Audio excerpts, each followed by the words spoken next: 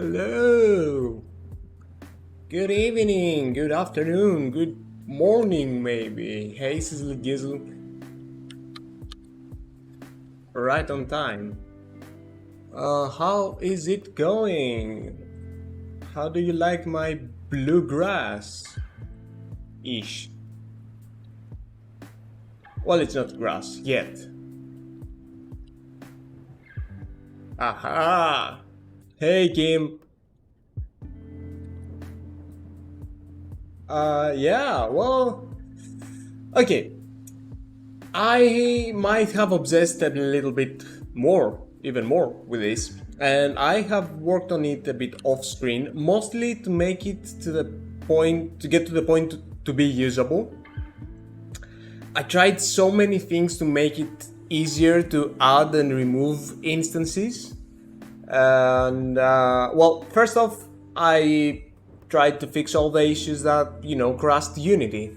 Like for a good chunk of my day yesterday, I was trying to figure out why, whenever I was removing the last instance, literally the last instance of this, Unity would crash. It made no sense. It still makes no sense. It's not like I found why it was happening. I just did it in a different way, and apparently it's okay now. And it had to do something with how draw procedural indirect works in editor, because it was not crashing in play mode, which was extra annoying. I mean, again, it's better to have something horrible happen consistently than, non-deterministically like that. In terms of software development, let's be clear about that. So, okay, here's the state of this right now. First of all, there are a lot of small quality of life things I want to do. One of them is to actually store your settings, your brush settings, in the project settings. It's a small and pretty easy thing to do, and I might consider doing it today. Writing it down now on my to-do list. It's a pretty straightforward thing to do. I just put all these on a struct or a class, whatever. I serialize it and save it in the project settings as a JSON thing. Yeah, might as well do it, or not, I don't know. It's not so annoying now. It was annoying when Unity was crashing all the time and I opened it up and I lost all my settings. But now it's working. So also one thing that I wanted to take care of was making it so that erasing was happening fast. And feast your eyes on this. Meow. Meow. You have to make the sound too, otherwise it's not working. And yeah, I can spread some more here. And also, yeah, stream is stable, 60 frames per second. I'm still adding here. We're at 43,000. Oh, hey, Eri. Still going alright, still not chugging, still all good. Frame rate on the stream is stable. And also, keep in mind that right now I'm just spawning a single triangle per point. Hey, Loner Wolf. And we might even today make it so that you don't have, you can spawn multiple triangles per spawn point, so you actually need less points and you have a bit more geometry, because right now it's ridiculous. It's just like one triangle. But even like with 56,000 spawn points, meow, meow. Yeah, see? Yeah, so I tried so many things to make it erase fast. I tried more compute shaders. I tried more like setting a really big cell grid. One of the reasons also it was chugging so hard the other time is because I was recalculating the cell grid with every addition and every removal. So yeah, that was obviously on me. But even besides that, I tried to have like a grid of cells which I update only when I add like an instance, and I don't update the whole thing. I just assign the reference to the correct cell, so it's not like I was making anything weird, but it was still super slow. And I figured out why. So, in case you don't know, C# lists, they're not so fast. Not the way I was using them, at least, because and I think I still have this method here, even though I have overloaded it. Let me find it. Also, I imported Minions Arts Joyce's grass just so I can compare, and that also gave me the correct answer. So, you know, I tried to do things my way, and then I realized why Joyce had made the things her way. Nope, not here. Oh yeah, actually here. I have the remove spawn point. I was removing the spawn points using this. So I wanted to be extra careful, even though like I actually iterated upon my existing spawn data, but I still wanted to be sure that, you know what, that piece of spawn data in particular will be in the list and I can remove that spawn point in particular. So in case you don't know, this does a linear search for this reference in the list. Hey Mitch! And yeah, grass. Not yet. Right now it's triangles. So yeah, this is doing a linear search on the list for this reference. And this does another linear search on the list for this reference so that it can remove it. Do you see where I'm going with this? So every time I was trying to erase one thing, and again, like I have this brush radius here, so you know, when I'm doing this, let's see, actually, I just erased 3,000 instances. For each of them, I would linearly search the list of 54,000 instances twice.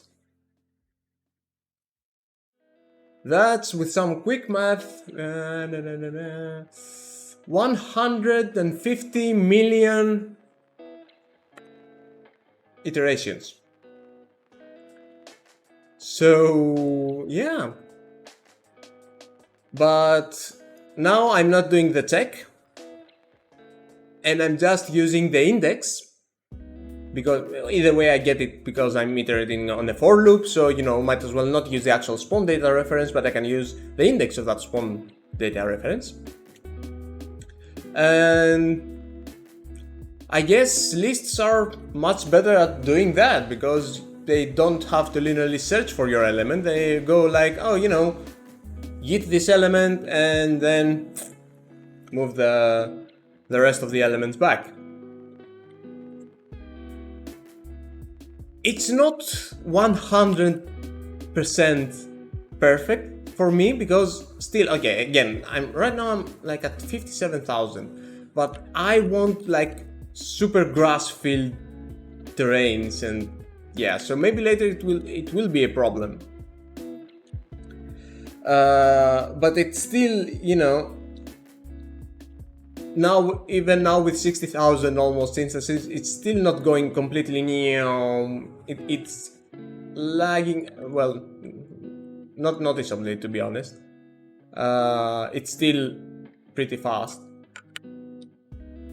But, you know, it will eventually, because I'm still not doing anything clever with the distance checking. I'm checking the position of the mouse against all other instances.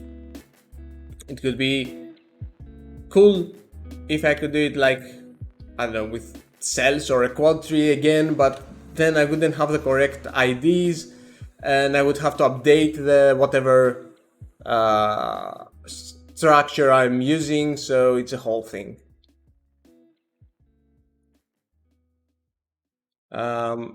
Yeah, and also, again, as part of the recap, I mentioned that I had this issue where the Unity editor was crashing consistently when I was removing the last point.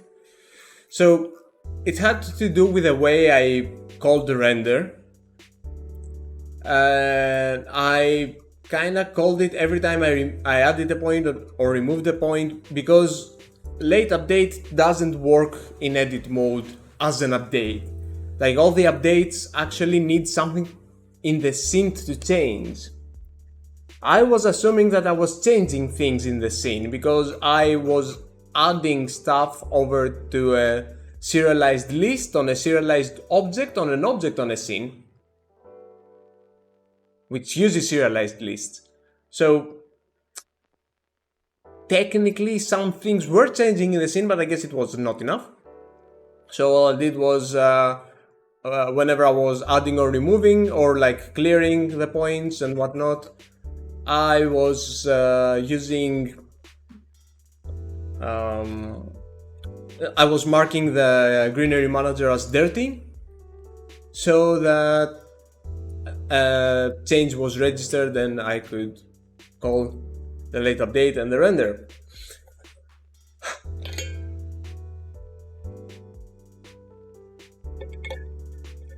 Fun stuff.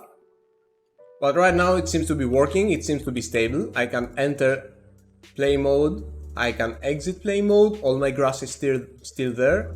I can add and remove.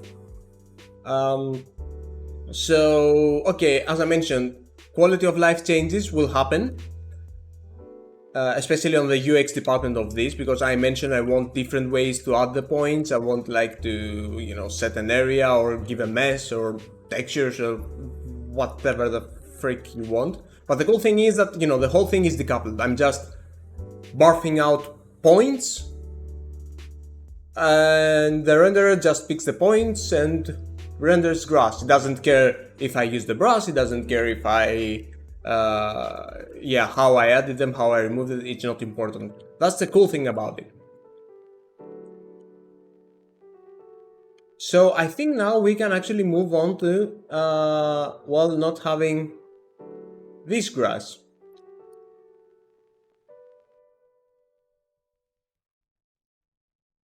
All right.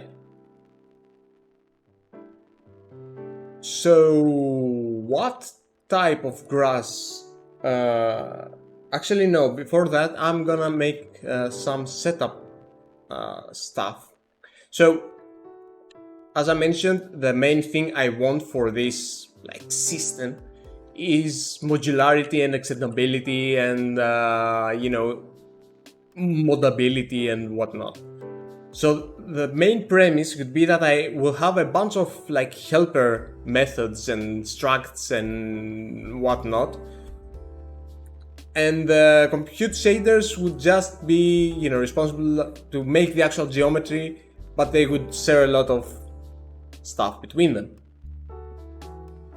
Right now my compute shader for the triangle generation is like super simple.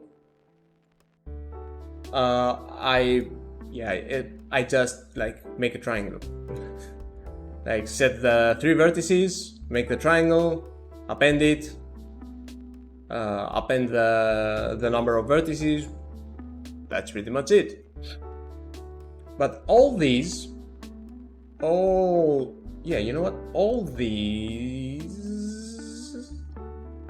these could be moved over to a new file. Oh, sorry, I forgot the cat.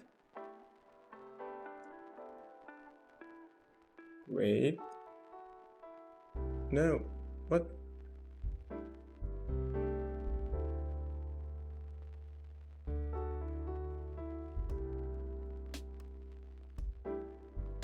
Okay, we have the cat.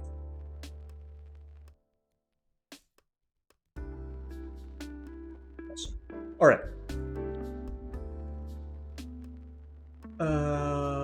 Okay, this is gonna be like the next generation hormone dot. I'm making it a CG include. Doesn't really matter. Might as well. You know what? Make it an HLSL include. Is that how this is? Or it's like HLSL?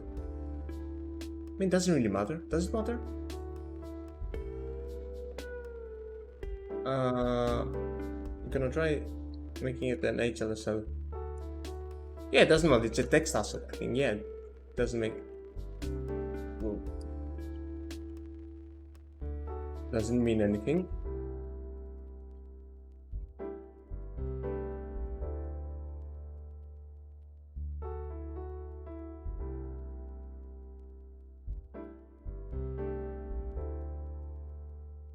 Oh yeah, not gonna lie, didn't know about that either. I think I saw it in Joyce's compute shader, and I think it was something that Ned also mentioned in his video, which let me also share for good measure.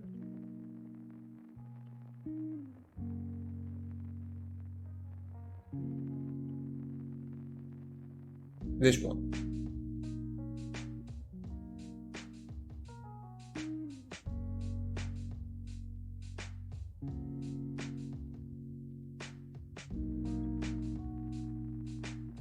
Just checking if Ned mentions that. I think he does. Not sure, but yeah, it's so that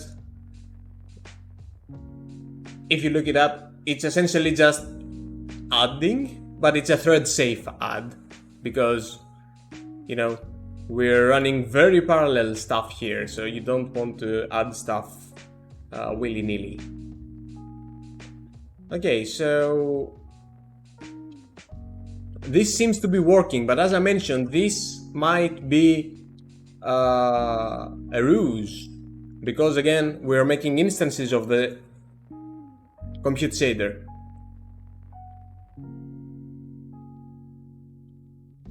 So that could mean that I'm still running the previous version of the compute shader. So let's just clear all points, remove this, you know, just remove even that for good measure. Greenery manager. Nope, still all good. All right. So, oh, actually all this can also go away.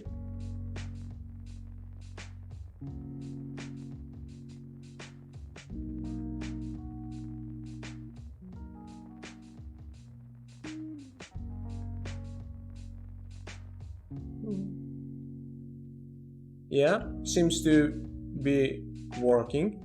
So that could mean that, you know, we only have, oh, thanks, Diesel. We only have our actual generation in the compute shader main kernel. We don't have a lot of boilerplate stuff to do for every other generation that we might want. Okay. I kept the triangle width and height here because they are specific to this kind of generation. But so yeah, I will now try and create a different compute shader. I won't go over to like grass blades yet because there's a lot of code there that like deals with like the bending and the segments and rotating and randomness and all that stuff. So I might go with something definitely a bit more complex than the triangles, but still simple. Quads. And yeah, I'm gonna try for the... Wait, it's the diamond formation thing, I think. Graphics gems. There is, yeah, in the GPU gems. There you go. The GPU gems, there's this chapter on grass, which goes on to like suggest some patterns for the quads, and they suggest like this star pattern essentially, which is a pretty common one. And yeah, it might look bad from above, even though there are some ways to mitigate it by like kind of bending it towards the camera.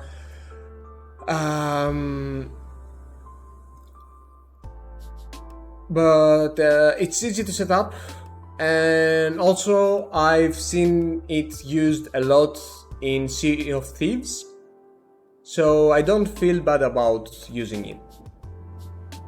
If you've played Sea of Thieves, you probably would have seen that the grass is like the 3 quads like that. So, you know, if they get away with it, I can get away with it. That's my motto in technical art. Just finding the same technique in a successful game, and I'm like, you know, they're doing it, so it's fine. Why excel, you know? So I'm gonna call them grass quads.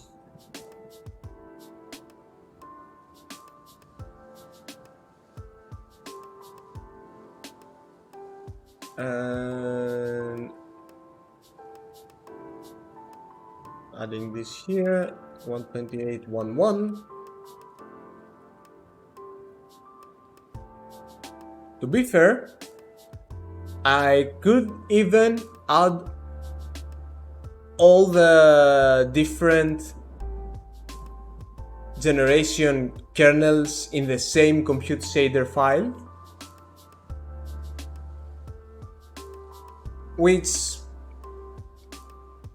might make sense, maybe.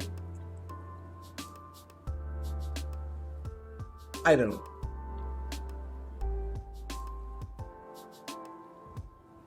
So this is the kernel grass quads main.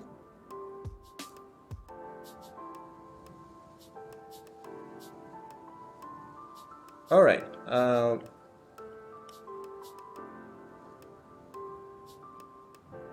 This should probably be like a template or something, because this is what we're gonna do in everything.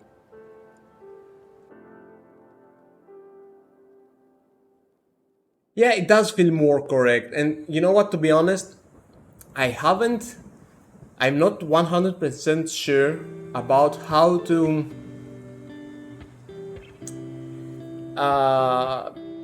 okay, some of the, obviously, because different grass meshes will have different settings.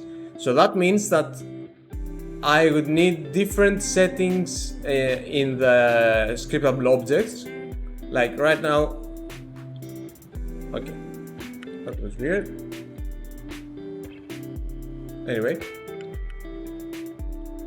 yeah, right now I have like the width and height from the scriptable object. But you know, depending on the... Is it? Yeah, it's the other way around now. Yeah, depending on the mesh, I would have different settings. So my thought would be that I could, you know, inherit from the Greenery item scriptable object and then have all the different settings there. Or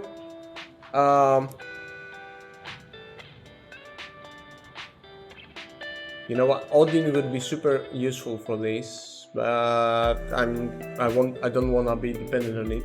But yeah, essentially this would have like some sort of generating the message, its frame are your generation on validate. it's running essentially on every frame, but in edit mode, not every frame is. It's running on the update, on late update, but when you're in edit mode, late update does not get called on every frame. Does that make sense?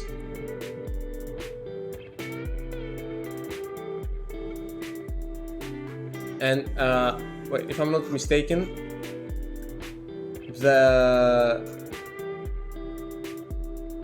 actually the generation does run on every frame, which maybe it shouldn't. You know what? Let's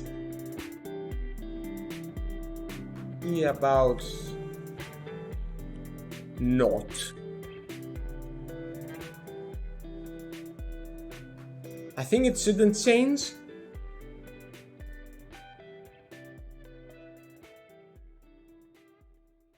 But I mean, yeah, I think it shouldn't change.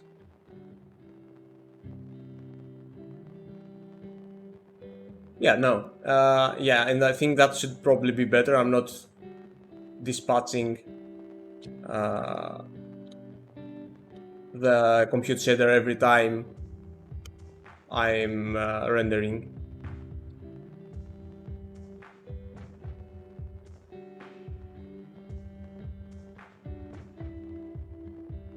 So that's probably running even faster now, though, you know, I can't really check it. This is also a weird thing that the first time doesn't get registered. I mean, it's a very minor thing, I think. I can live with this. Have a break.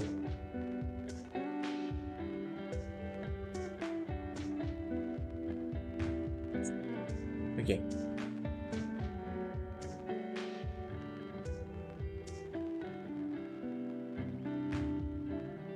Is it no, it's not an emoji. Just looking weird. Where was I? Yeah, grass quads. Yeah, sorry. I was talking about the scriptable object thing. So one thing I might do is have a method that could be overridden that just sets the settings. You know what? Let's do that. Let's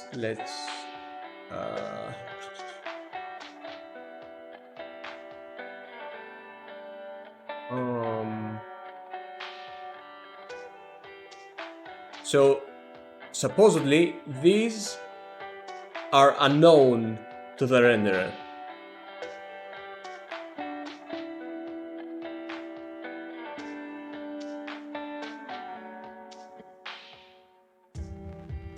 So it could be something like, yeah, set data to the just rendering CS, to be honest. I might also set some data over to the material, but for now I don't have any, so let's try this for now. Greenery item. Gonna be a virtual, gonna make like, yeah, children classes later, but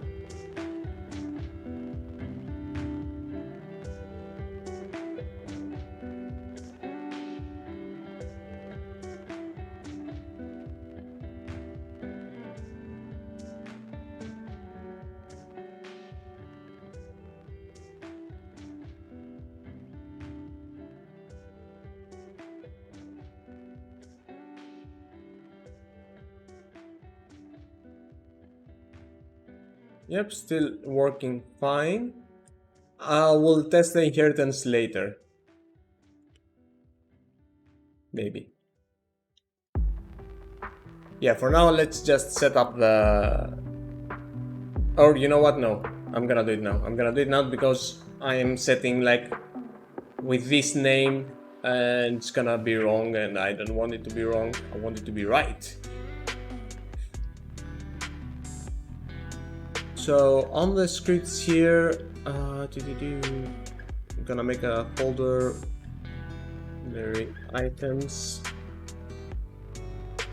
It's gonna be the base. So it might as well be abstract, but for now, let's ignore that. So I have a bad suspicion.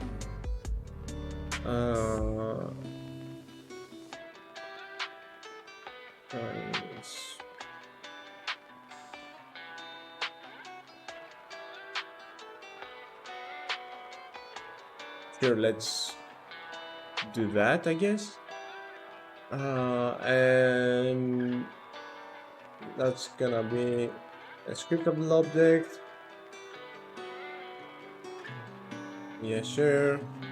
It will inherit though from Greenery item.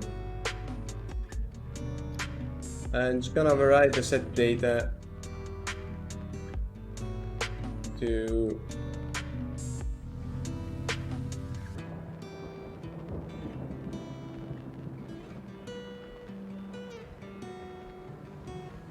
do this. Oh, and yeah, supposedly this doesn't have these.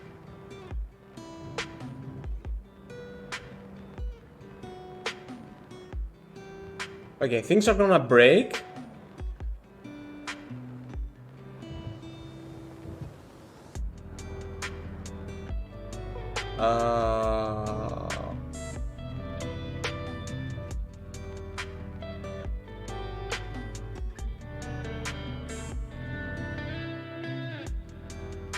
You could say that all... You could make the case that all grass items are gonna have a height, right? But let's not do that, and let's play it stupid for now, and just let's say this float.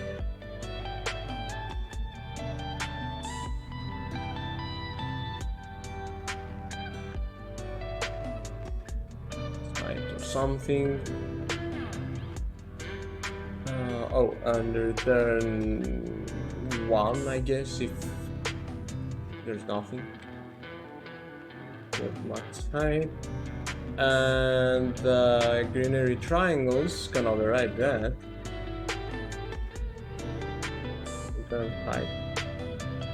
Okay, things are gonna break. That makes sense. But what I wanna try is if I make here triangles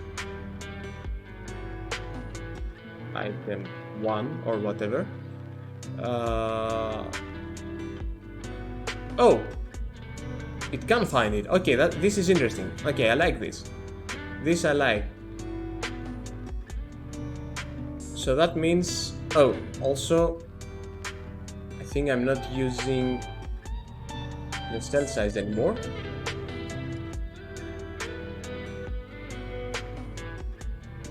Yeah, you know what? Fuck the cells. Oh, they caused me so much pain. You know what? Don't fuck them entirely. I might just comment them out. But they still cause me a lot of pain.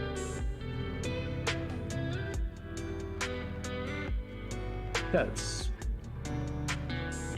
Within cells. Within cells. Alright. So also something cool we can do here. So delete this. Yeah, I can set the default properties of a script here. So we do know that all triangles, for example, are are gonna use the triangles compute shader, and let's say the triangles material, but you know, whatever. Within cells interlinked. So now, hypothetically, if I make Greenery triangles, yeah, it has the settings set up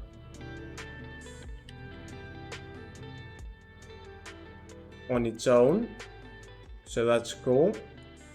I'm gonna use a different icon for this. I'm not 100% sold on the way that the icons work.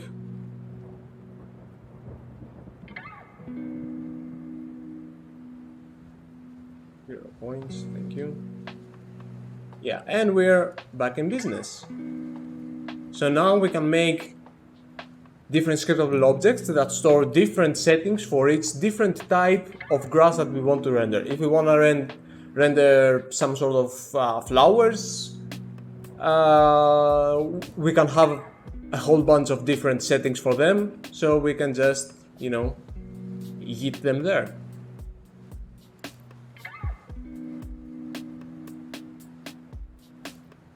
So I think that's cool.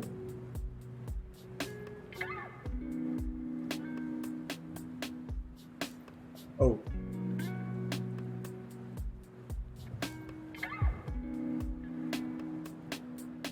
So I am now gonna make the quad grass item.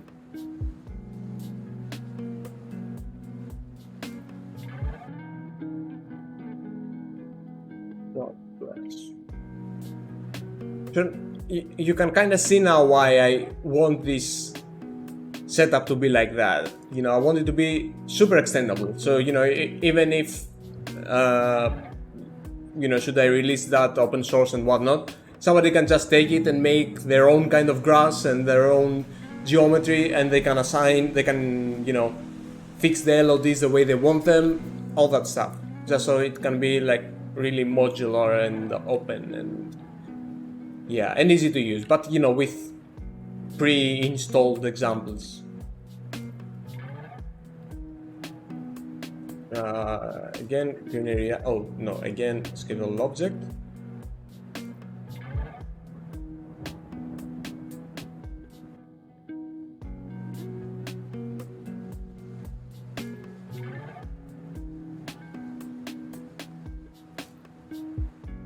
Oh, thanks, Siri.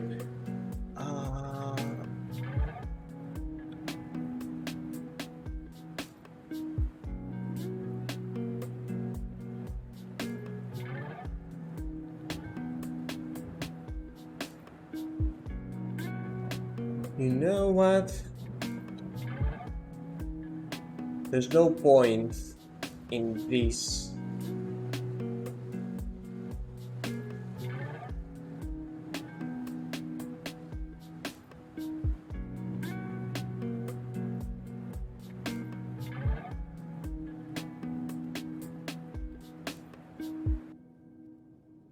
Yeah, because you know, if you don't have like a specific settings, what are you gonna render? You know what, right? So might as well abstractify this. You won't really need a generic Greenery item.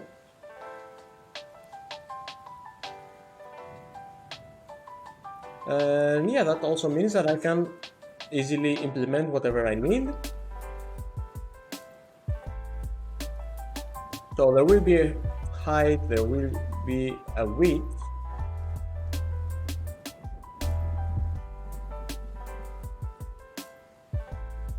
and I might do something for like the distances between the three planes, or even, you know, I might add the support for more than just three planes, three quads. I think it's using 3, right? Yeah, it's 3. I have a list for each kind of grass currently added to the system. Yeah, essentially I have a dictionary Yeah, the Greenery manager has a dictionary where it relates the renderer, which to like the instance, sorry, not instance, the Greenery item it corresponds to. So, you know, the way it is right now, you can't really have different multiple renderers for the same Greenery item, and also it doesn't make sense because, you know, why would you want to render them separately? You know, they are gonna be rendered with the same settings, so why do it in multiple draw calls?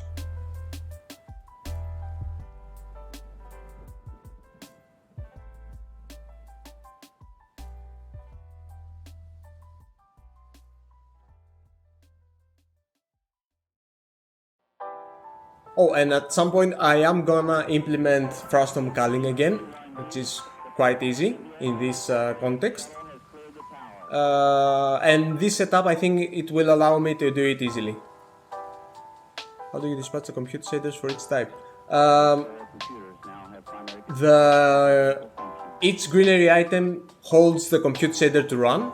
So the when I am creating the renderer, when I'm first adding spawn points of a specific renderer that doesn't exist, I create the renderer and pass the Greenery item over to that, so it can instantiate the compute shader from the Greenery item that it corresponds to, if that makes sense.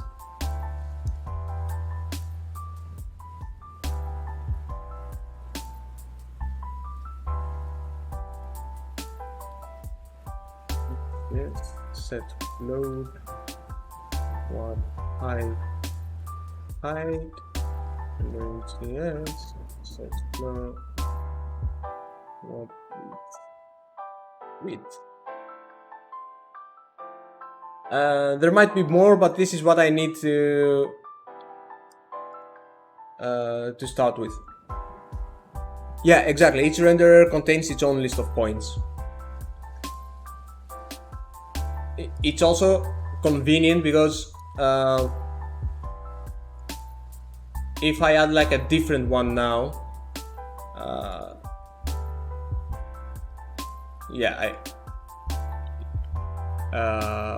I cannot add this. Okay, alright, I have the... Yeah, let's add... If I add a different one, it uses this for example, and I load it here,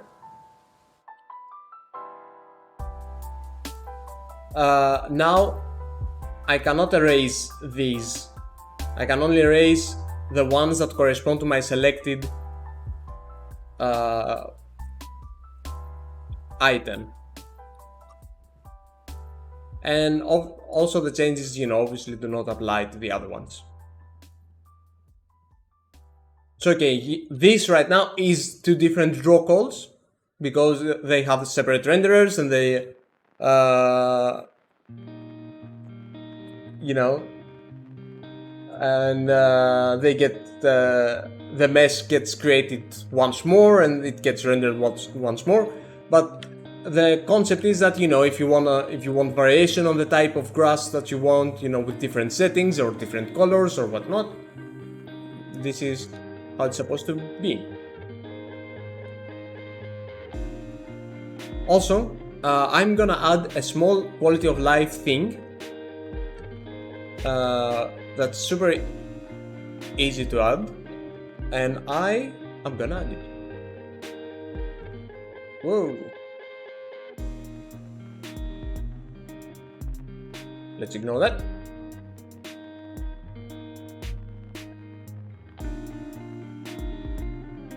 Let's jump over to the editor.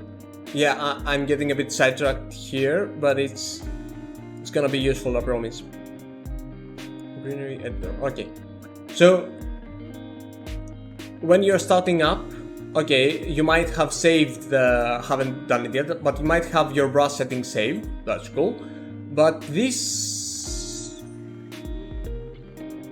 can't really be saved because it's referencing the scriptable objects, or maybe it can, but you know what, maybe you don't want it saved because, you know, on different scenes you might want a different set of greenery items. One thing, which is something I'm gonna add, is having a palette and, you know, saying, hey, load the palette. And you can do that. And I will do that. But also, I want to give the option to load from all the active items in that particular scene, or that this particular greenery manager has. So right now also you can see I had it as a debug thing, but it's also useful. You can see all the different items that are currently in the scene by their names and how many spawn points each item has. So that being said, it's super easy to go over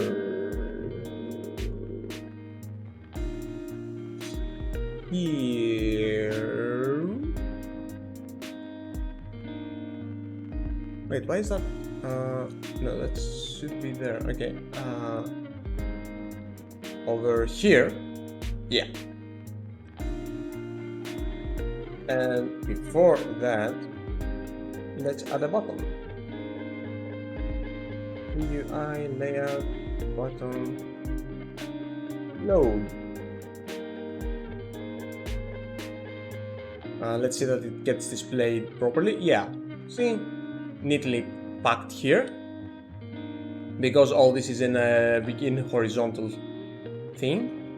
And one of my favorite things to add in this kind of IMG UI stuff is the generic menus. So load menu, generic menu. They're a bit messy because you have to create callbacks, so you have to make a extra function, but maybe they also help with organizing your code, I guess. Load items from manager. Hey Mathis, thanks. More?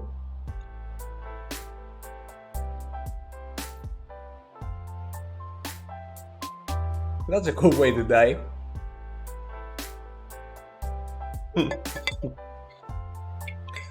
Gonna run out of water.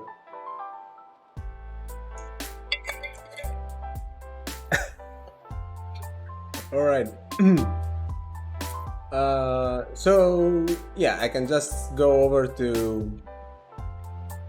Yeah, it's actually gonna be super easy. Barely an inconvenience. Greenery item. In Greenery manager. Greenery items. Yeah. And greenery items, add greenery item. That's a funny word now. And yeah, new generic menu, and all I have to do is say load menu, add item, GI content. Hey, load from manager. I'm currently using the physics raycast to generate points. I am using the physics raycast. I was considering using the integrated, which is pretty cool too, the integrated raycast job thing with burst. It's gonna run pretty well, but turns out it's not really needed. So maybe even the overhead of making the arrays and releasing them and all that stuff, maybe it's not even worth it. Something I could do, but I'm not doing it here yet, and I don't know if I'm gonna do, but something I could do is actually raycast without physics.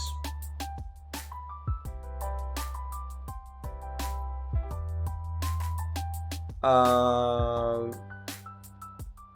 that could mean that I could paint grass on anything, not just things with a collider, but anything. Yeah, you can raycast without this. I mean, haven't you ever wondered? Yeah, okay, this cube doesn't have a collider. How am I selecting it right now?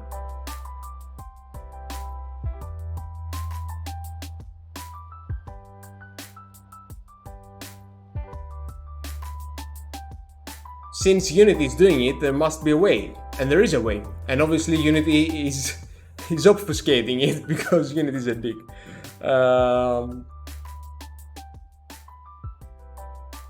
So there's this golden thread. I think it's this one, right? Yeah, this can send you. Yeah, this can get you started. Essentially, there are some internal methods that Unity uses, which you can get through reflection, which is to intersect a ray not with a collider but with a mesh. There is a bit of trickery to it though, because in order to get the mesh, you need to get a mesh filter. Also, yeah, don't think about doing that on runtime. Yeah, it's internal stuff and it's barely working in editor. So yeah, in order to get the mesh, you would have to get the mesh renderer, or sorry, the mesh filter. And in order to do that, you need to get the game object. So this page I sent also has a way to get the game object, but actually I don't know, it's pretty old. Yeah, or maybe not, but there is the handles utility pick game object. Boom. And you use your mouse position, which you already have through the events, and yeah, you can even get, like, this is, yeah, you can select the prefab route. That's cool. I am a bit confused as to why, out of all the things that you might need when you pick a game object, the first suggestion is to get the material index of the thing you picked. It kind of makes sense, because if you have one game object with multiple materials, and like, you know, like if it's a character and, you know, the top half has one material and the bottom half has another material, then, you know, by getting the material index you could get, I guess you could know if, you know, you pick the bottom or the top half. But it's such a random thing to return, you know? Anyway.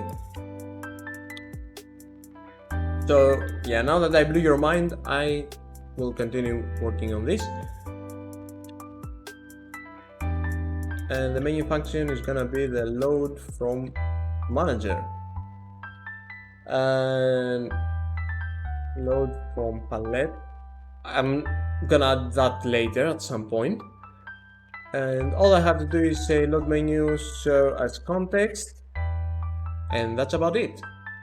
And it's super cool because you can you know, add a callback to your load, to your button on your generic menu, and you can also send over an object for your data. So, you know, it can be essentially the parameter of your method.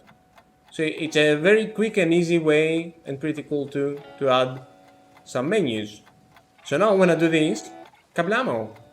I have all the greenery items used in this scene. I can clear all these points, boom, and clear my palette, and load for manager. Now I get.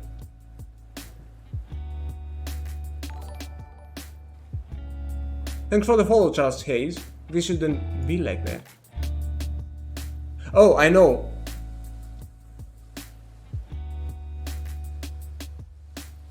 Oh yeah, Eri, it's pretty damn sketchy, yeah. Yeah. It's also weird because it only works in specific events. Like it would work with mouse drag, but it doesn't work like with repaint. So if I, for example, I wanted to display this disk that you see there, the cyan disk, my indicator, which, you know, I'm doing it not as I'm drawing, just, you know, on repaint essentially. I would not be able to do that with the intersect ray mesh. It's sketchy. It's but it works. Okay, I know.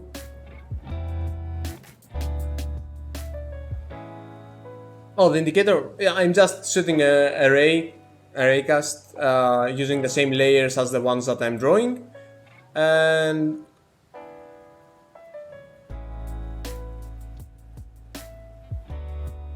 yeah, and you know, I'm just drawing it with handles.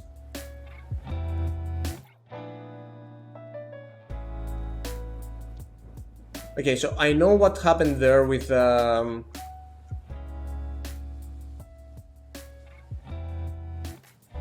loading. It's because I'm taking the list but not the dictionary, and when I'm removing spawn points here, I remove them from the dictionary. I might as well remove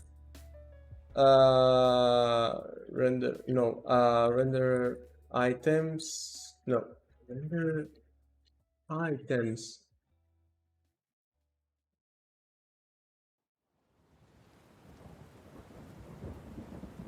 Greenery items. Wow, okay, brain fog. Greenery items, remove item.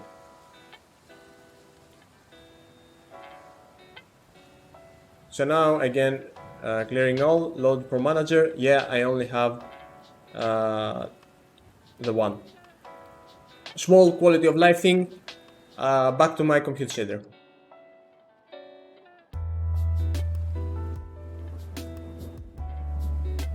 I know. Greenery triangle, I don't need that anymore. I don't need that anymore. I do need that. Quad height and quad width.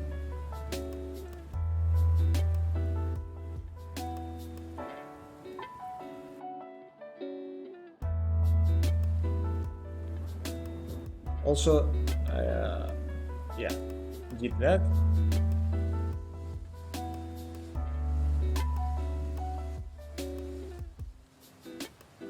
Okay, all right.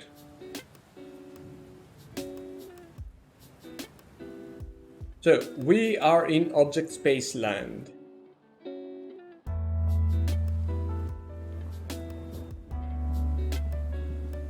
That's cool.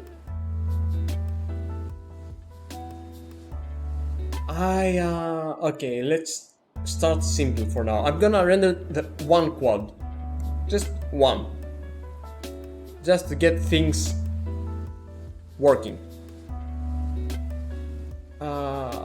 Let's add that here just so I can have a reference. Spawn data SD, that's gonna be the same. IDX. So I have the spawn data that I need. Making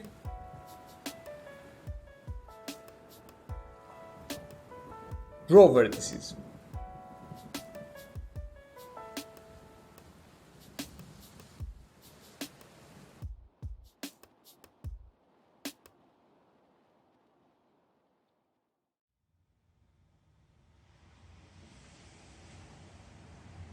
Draw vertices. I'm gonna need 4 because it's a quad. Or actually no, I'm gonna need 6 because it's 2 triangles.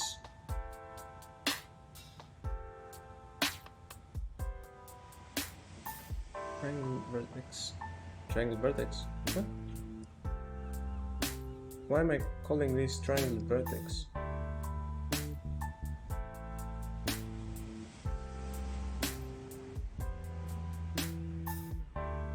Just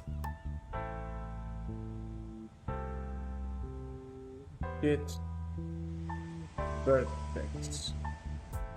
Makes more sense.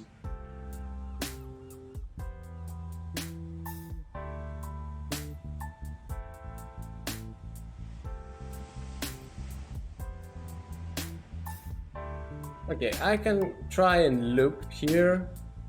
So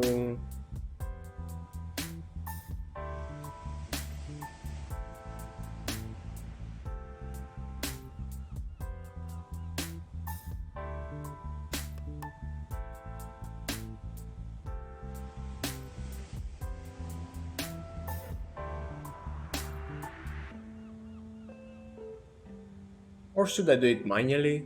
You know what, I'm gonna do it really manually for now, just to get something and make sure that things work. So draw vertices 0. Okay, so let's say that we want just one quad for now, and we have like the center point. So the quad is gonna extend from the center point and upwards. So the first point, I think we were going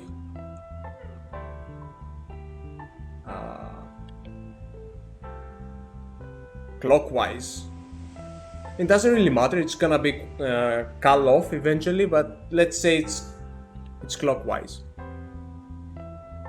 So let's start with bottom left corner as the position. You know what, let's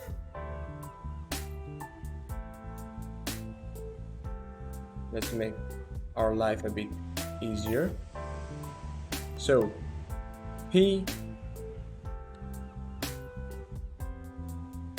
minus float 3 for the width 0 0, and let's make UVs for this. So if I'm bottom left corner, I do want 0 0 on the UVs.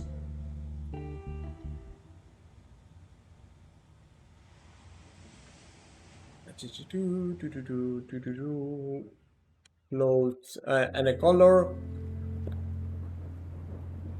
Yeah, let's go. I mean,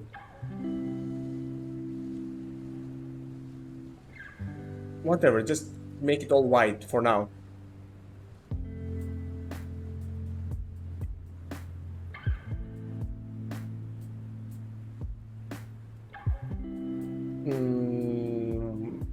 Should I go, well, if I'm going clockwise, I should go up. So 0 quad height, and this is 0 1.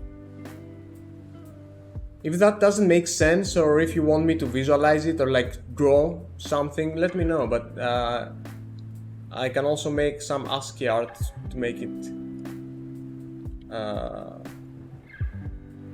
more visible. You know what, might as well.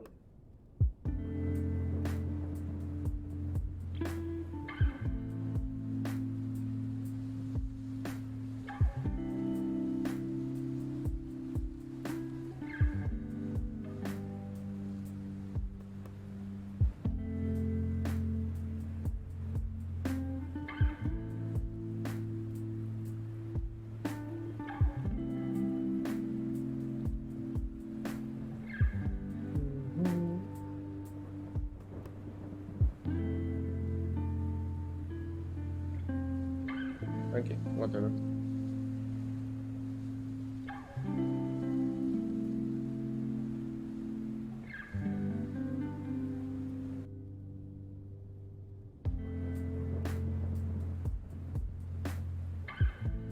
Okay, so this is going This is gonna bug me.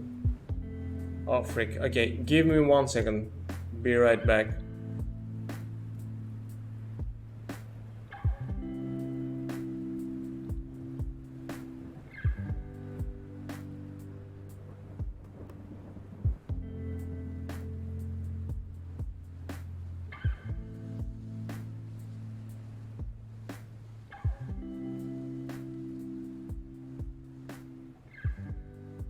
And I'm back.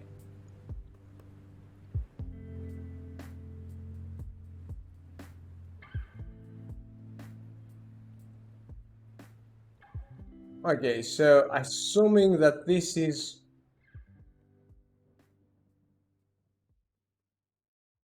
a quad, I'm going clockwise, so this is the bottom left corner, and this is going like...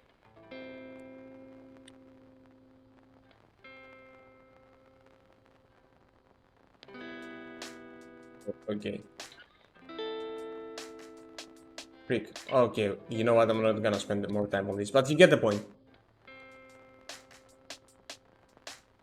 So, draw vertices...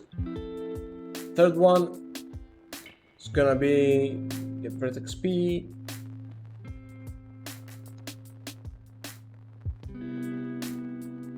Float 3, yeah, and quad width. Okay, and that's gonna be on 1 1. This is our first triangle.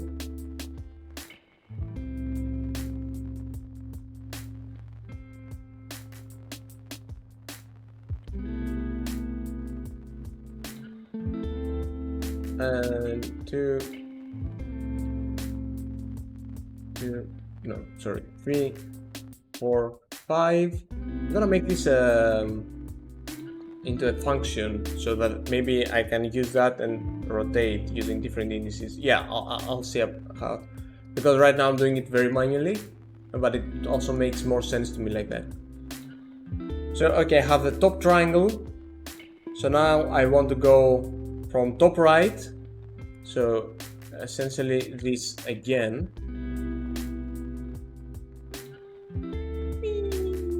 Yeah. And bottom right, so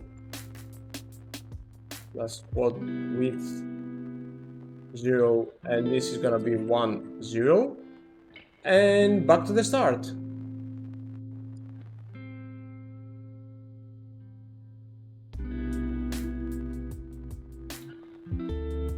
Alright, I know my OS.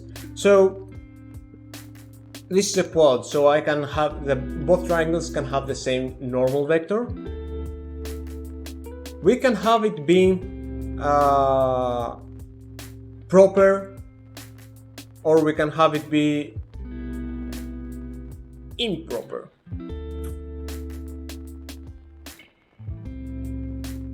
For now, let's have it improper. So, I have mentioned it before, one thing I like to do with my grass shaders is essentially using the normal of the terrain, or like the surface they're on, as the normal of the grass. That gives it a much more uniform lighting, and it's much more subtle, and lighting behaves better and all that. But you might want, I don't know, you might want it to be proper and have like the actual normal vector that it should have. In that case, you can easily calculate that. Like you have your actual normal, and how would you go about calculating that?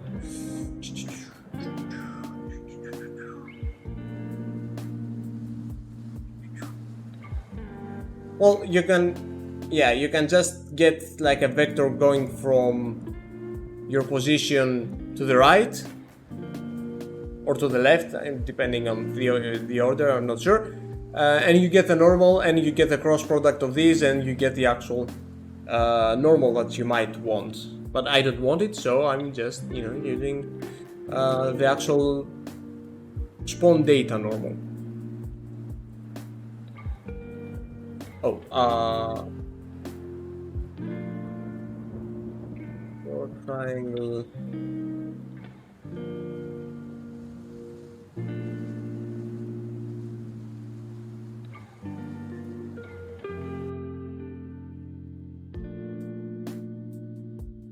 Right.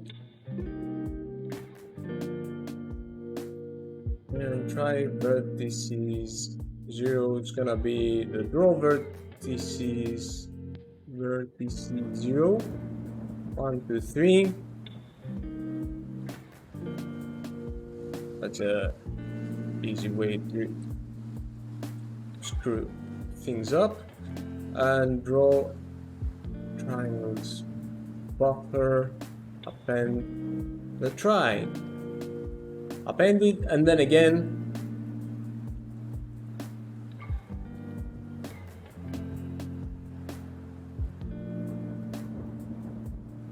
append this try.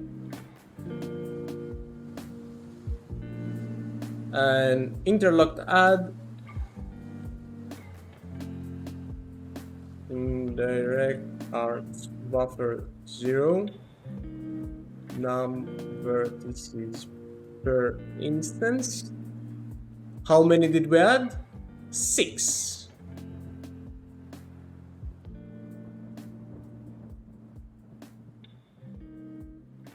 So if all went well, and let's first of all see if we have any errors on the compute shader. Grass quads. Nope, seems peachy. Okay, deleting the second triangle is 1 and making. Oh, first off, Greenery quad grass, assign the compute shader, grass quads, and make a different material for grass material. It's using the same stuff, but we can actually now go and change things up. So code grass, use code grass material, and now I can go ahead and make one. So we're creating an index buffer.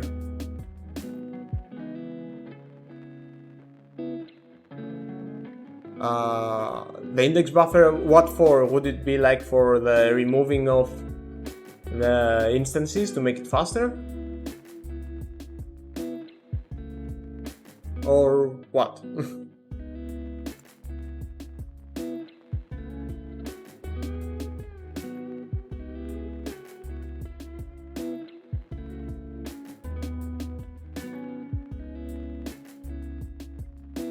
Oh, oh!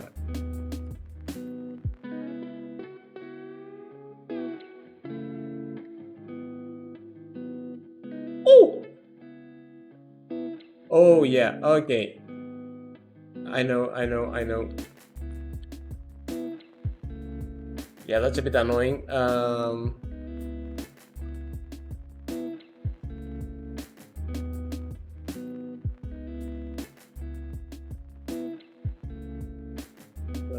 Name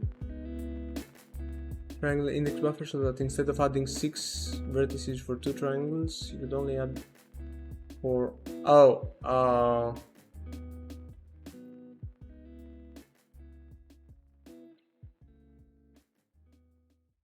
oh yeah,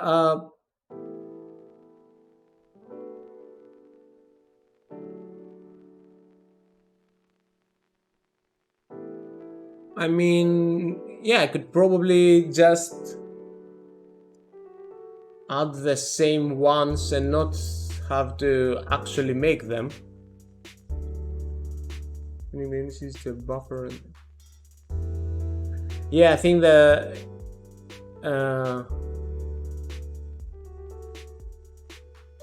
yeah, no, I think they need to be separate objects. Yeah.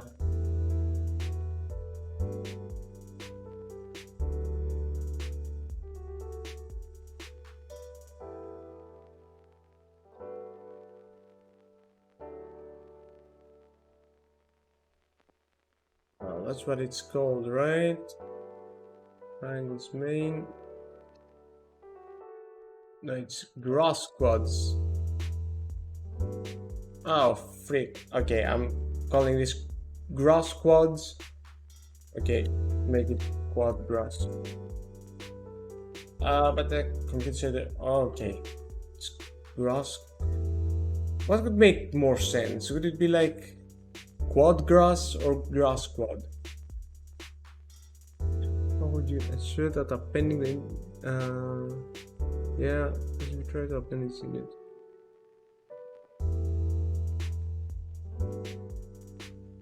Oh yeah. Yeah, there's also that issue. Yeah, I think grass quad makes more sense, right? Okay, I'm gonna change it. Um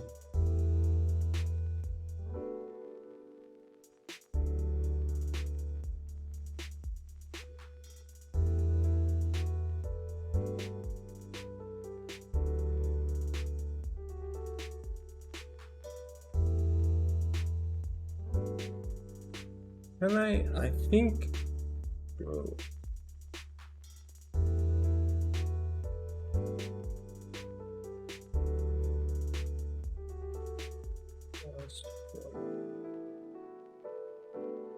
okay, let's go. Didn't know I could do that. Alright. And there's also another error, obviously, from the greenery triangles, because that actually should return triangles main, and also the kernel. I mean, might as well not use a name and just say kernel 0, but whatever. Item.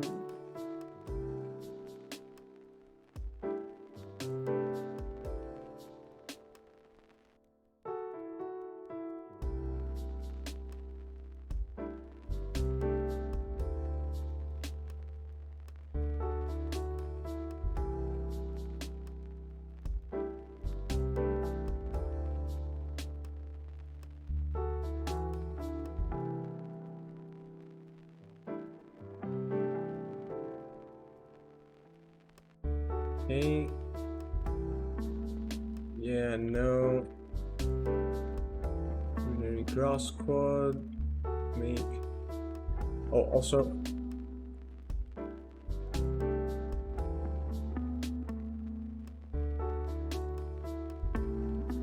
Change it from here too. Okay, moment of truth. Create greenery grass squad 1. Before that, let me reassign these.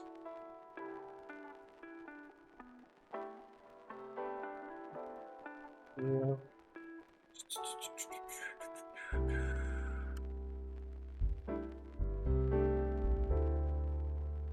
Also, I want some reorganizing here. Thing.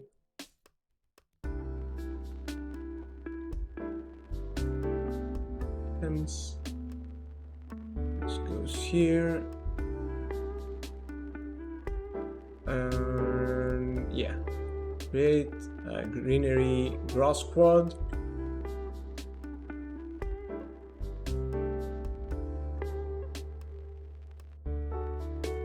Okay,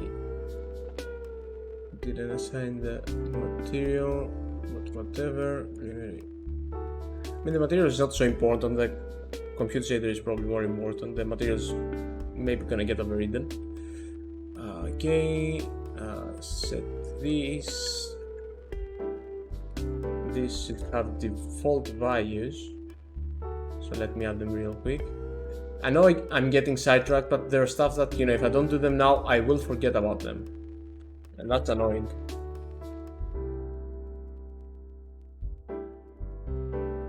Alright. These are my triangles. And these are my quads.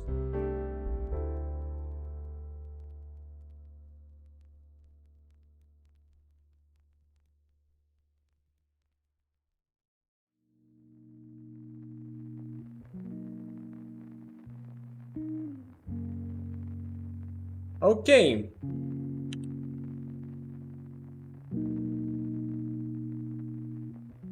I must have copied and pasted something wrong. So let's go back to the compute shader. No. It's not that. I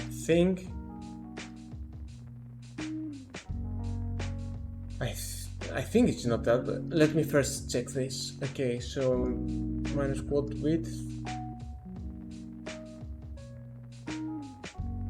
Yeah, well, it is kind of this too.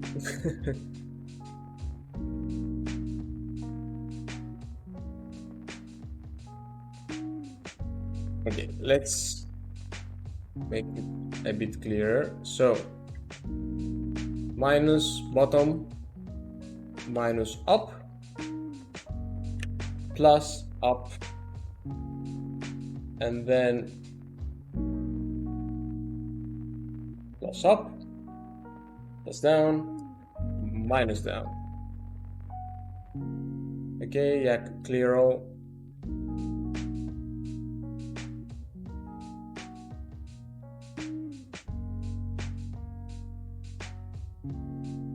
Clear everything just in case.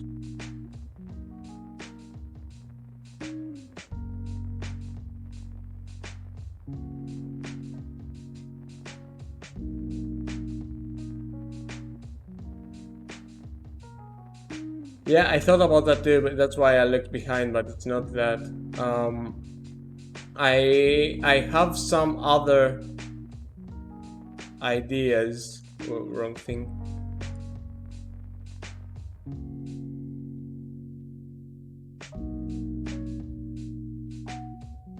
Three, four, five.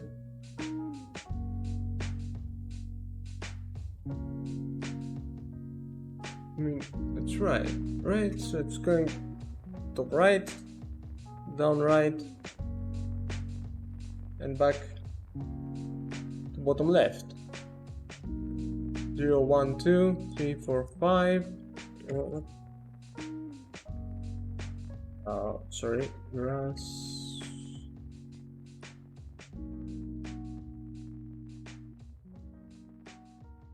Wait, I have said that somewhere here. I think I have. Yeah, okay. 0, 1, 2, 0, 1, 2, append, append.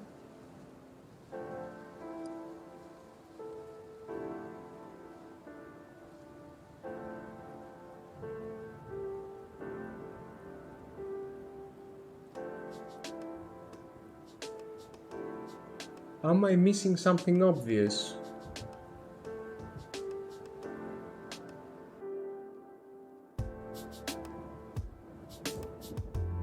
Minus bottom.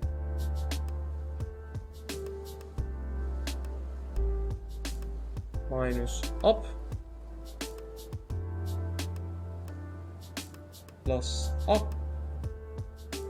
That should make a triangle. That's how this works. And you're still right up. Go right down.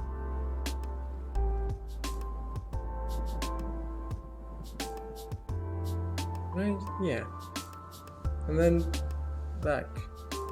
So these should be good. 0, 1, 2, 3, 4, 5. I can count up to 5 apparently. 0, 2, 0, 0, 3, 4, 5. Okay, I might have set something up. Yeah, no, I think I know what it is. I think I know what it is. Remember.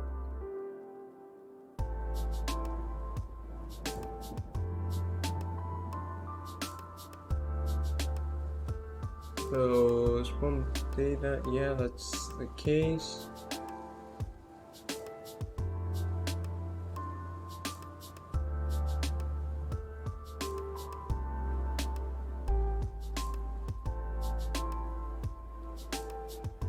So, yeah, I think I might have set somewhere on the renderer. Yeah, the draw buffer.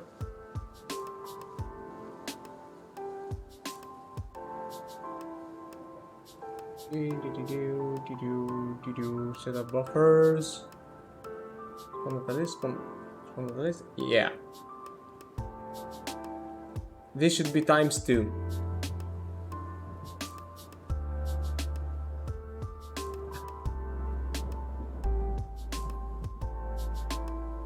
Yeah, but obviously this also depends on the specific item. So another thing.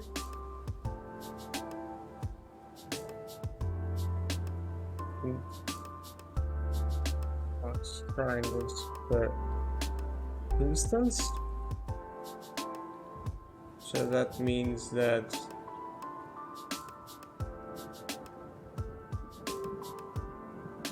return 2 for now. Return 1. And over to the renderer, I should multiply the draw triangles with the Greenery item max triangles per instance.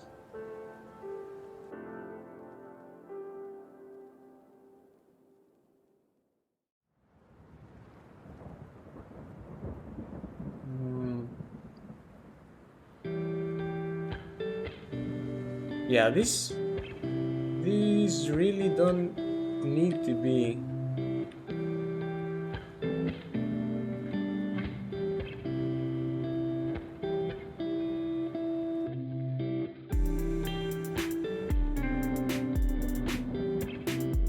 And I override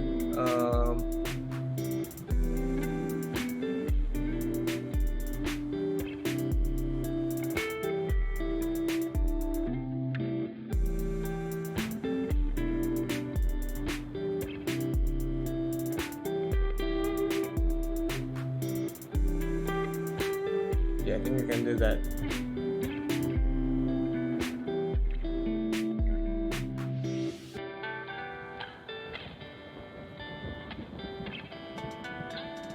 No? Can't do that.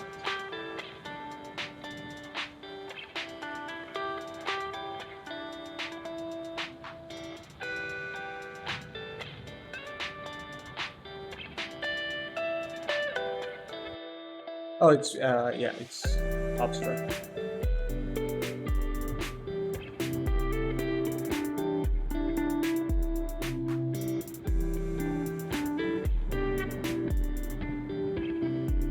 Yeah. Fine.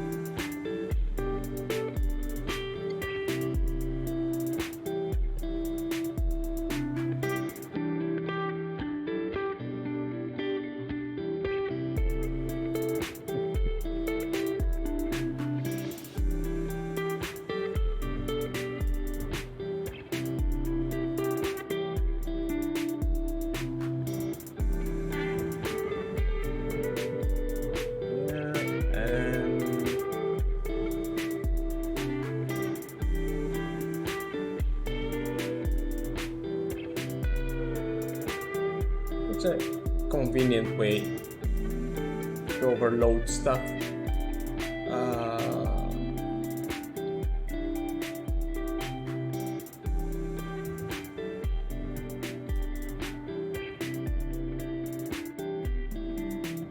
should be transports, it should be 2, and this should be eating.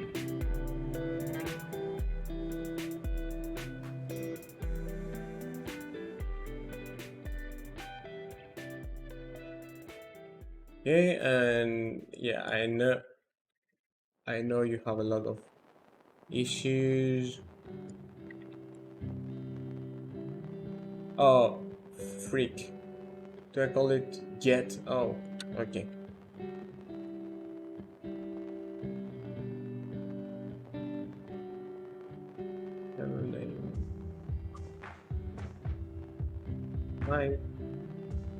Yeah, save those. What else? Kernel name. That should be it. Yeah. Boom. We got quads. There's some quads in the house. Yeah.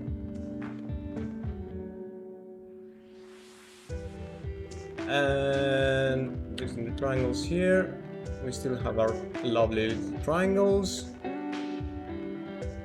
And might as well turn the gizmos off.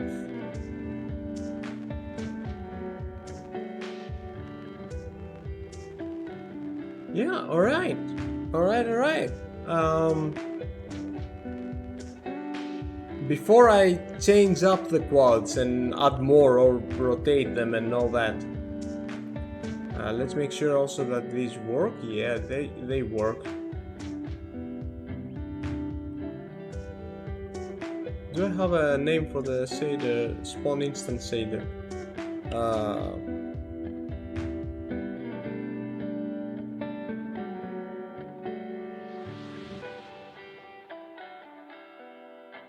Yeah, I guess. I'm gonna make the Greenery instance.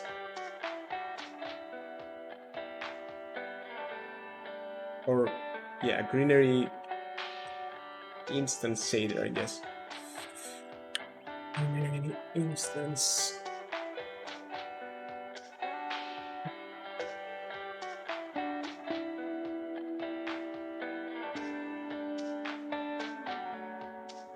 And also gonna add a whole bunch of things over and put them over to a CG Inc file.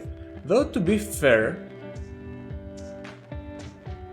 these are actually common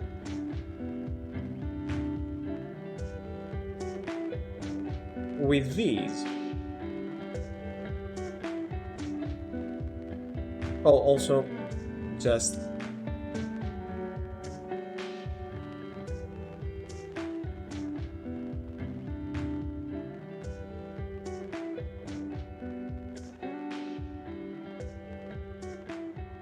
to be on the safe side.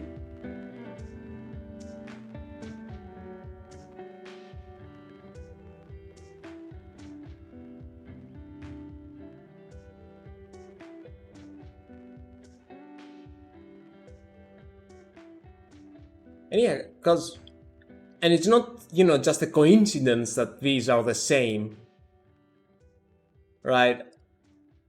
Like there's a one-to-one kind of matching. So it could be good to, share these in case we add or remove things from those tracts, and we can propagate these changes to everything. So I'm gonna make another, make it a CG include, yeah, it doesn't really matter. No, I'm gonna make it HLSL, it's okay. It really doesn't matter, it's just a text file. So I'm gonna call this common structs .hlsl. If not included, structs. Define that. Right. And I can. Oh, actually, no. This is different. So it's just like these two structs.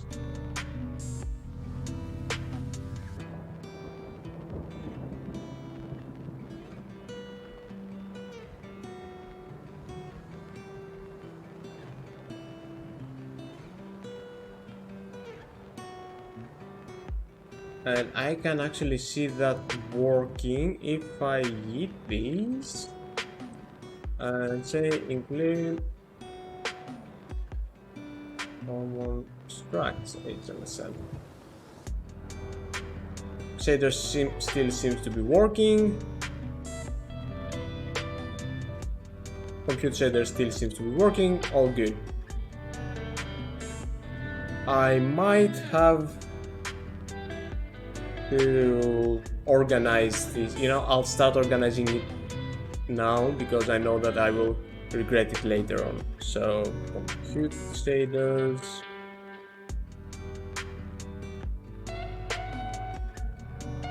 Includes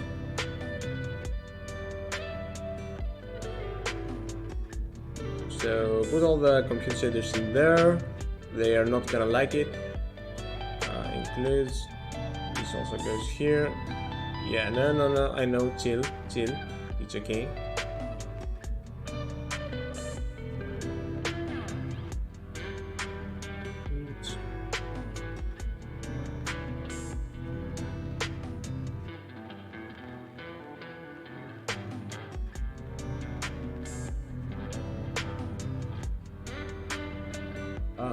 And I want the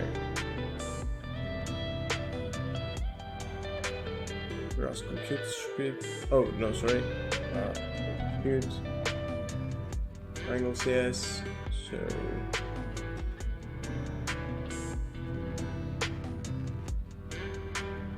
and the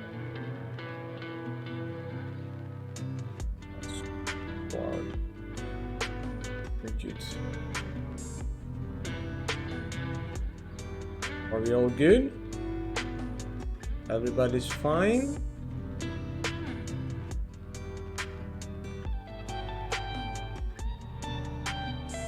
Does it need a backslash?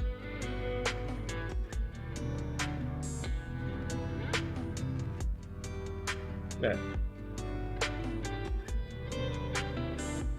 I just might need to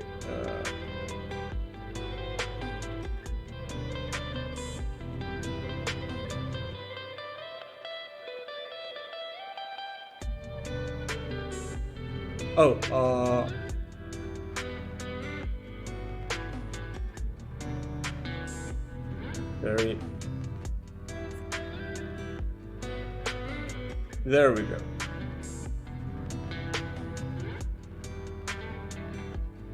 Okay.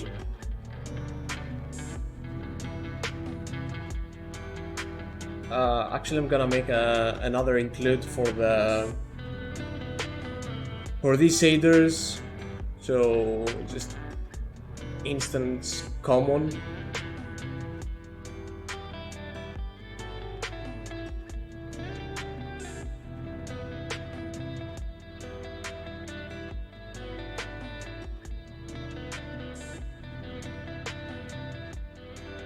It tells you can even use it in URP.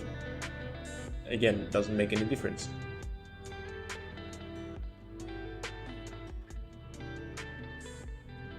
So that means also I can just do this and if in def instance shader common loaded if fine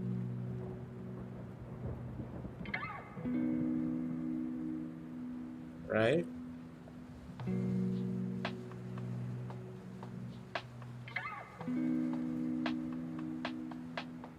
So this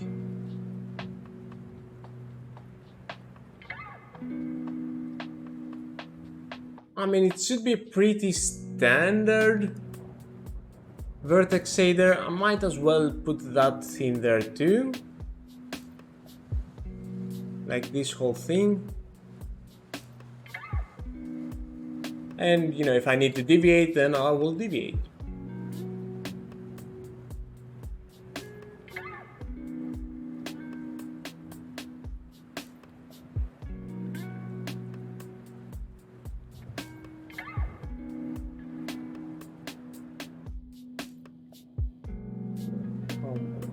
So Loops. Come on. Oh yeah, okay. It doesn't know what V2F is. Doesn't know what?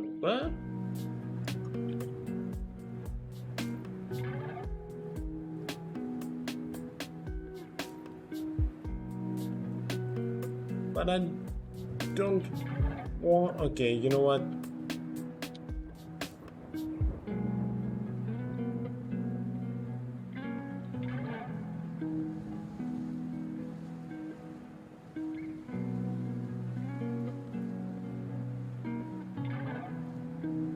I don't like this. No, I don't like this. I don't like this. Yeah, no. Screw that. Just gonna add the common structs. And yeah, I'm gonna delete this. Let's say they're common.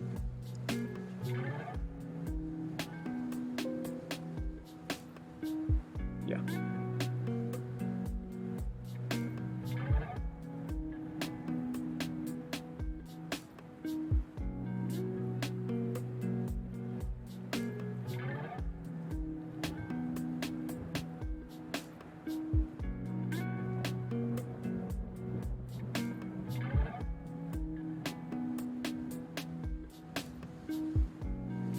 All right, we are back in business. So yeah, I could get the vertex color too. You know what? Get it just for good measure, and I can just copy this as is. Yeah, I decided I wouldn't want, probably in most cases, like the same vert method for every shader, because if it were like any other object, I might think that, okay, I would probably use the default vertex method a lot. But it's like grass, mainly, so it's gonna have some motion, like wind and all that. So why do it, you know, why do it like that? Alright, so let's see our UVs and see if I got them right.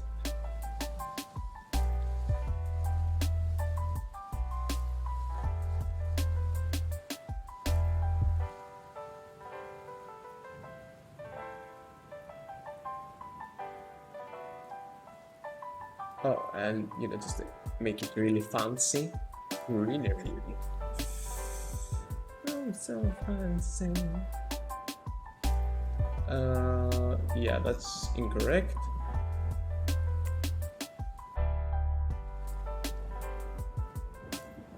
So now I can go here. Instance shader common.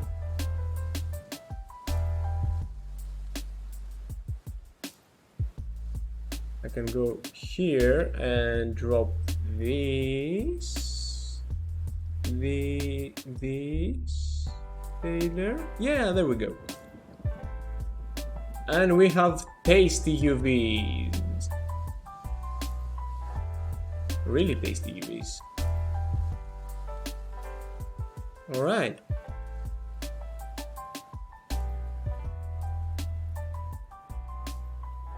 We can do stuff with this.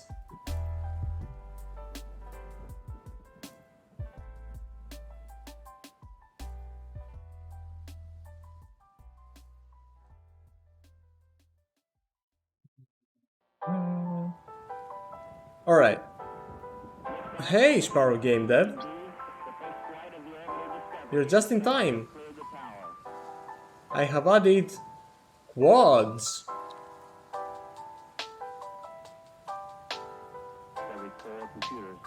Okay.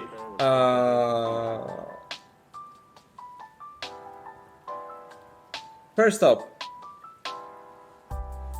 let's call off. Yeah, alright. Okay, I guess the most annoying and non-grassy thing right now is that they are not randomly rotated. What did you do painting? it's something of my own. I have made this over the past 3 streams. And maybe some offline work too, but it's all custom made. Yay! It's using also the somewhat new, definitely under-documented editor tools API, so I can just, select it from here. So that's cool.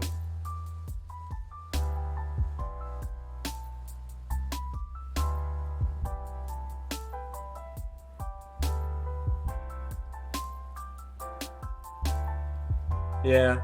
Did you find any useful resources besides Lottie's gists?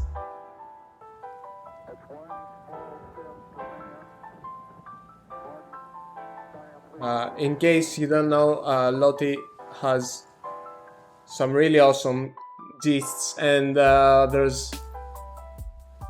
I think there are mostly the main examples I could find for like editor tool API stuff. Oh yeah, that could do it too.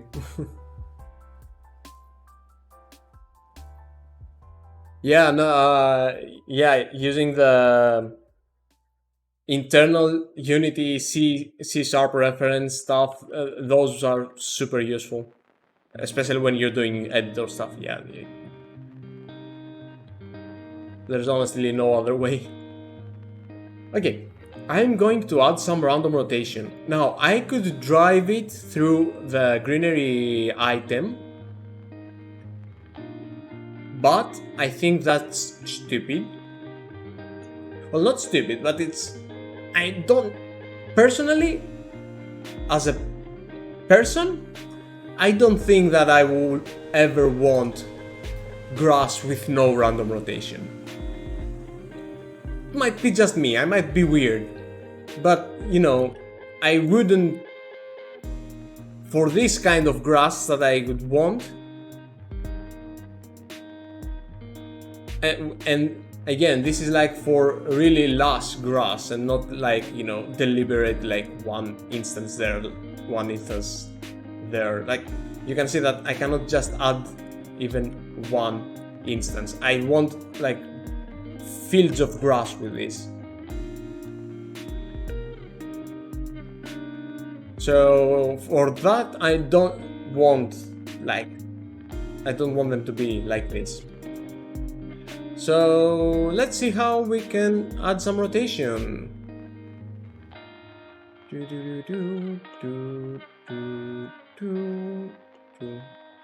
Awesome. Okay, so I want to add some more things on the common.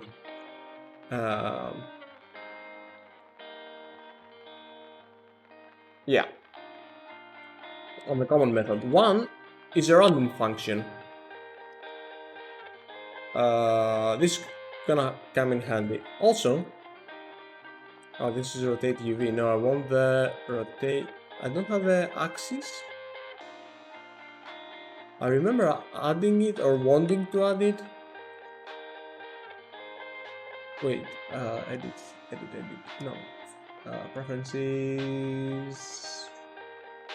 User snippets. Oh, I haven't added it. Okay. So I'm gonna take a peek at Joyce's compute shader stuff again, which is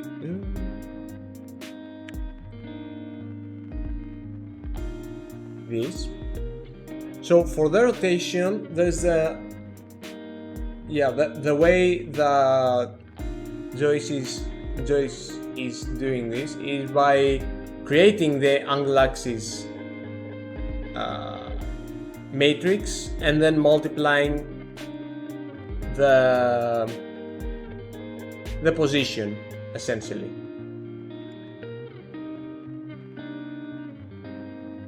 So I'm gonna try and do it another way, but as we saw, I might end up just doing that. I'm gonna get the rotate about axis node.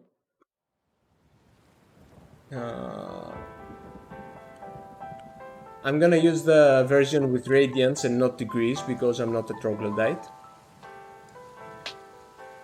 Gonna prettify it a bit, a bit. Okay. Rotate about axis.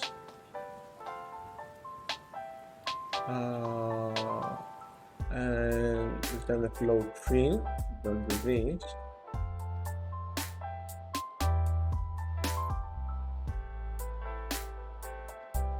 So essentially it's the same thing, but it also takes care of the multiplication, so I don't just, have like a matrix.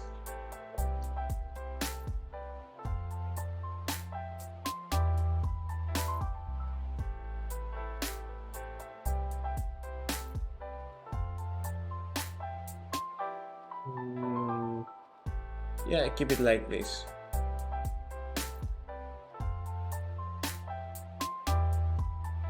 I can also rotate along the normal in case I want the instances to follow the normal axis, which is something I'm not currently doing, but yeah, I'll get to that at some point.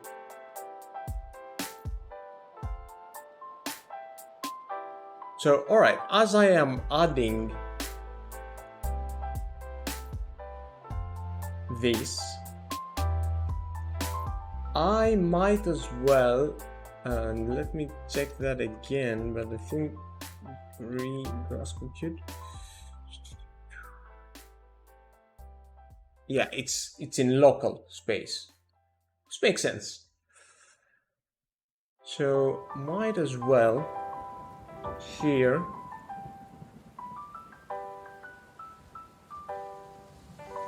actually, could I make a overload? Overloading works with shader, right?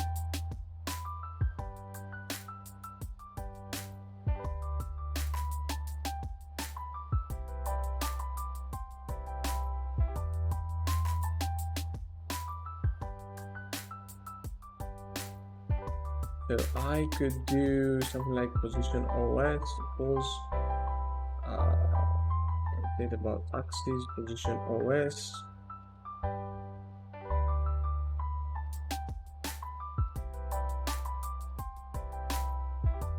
And I guess I could give the rotation axis.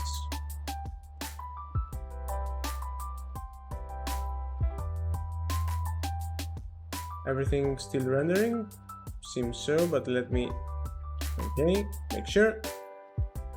So now I can get the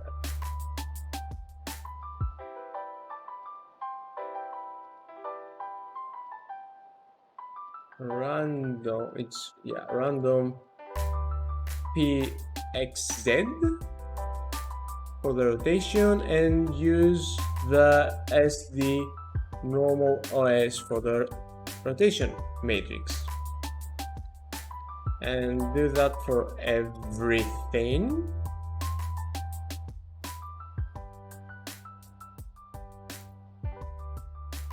And boom!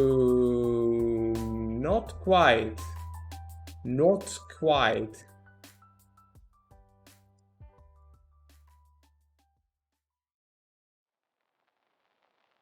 Not quite. Okay. I'm beginning to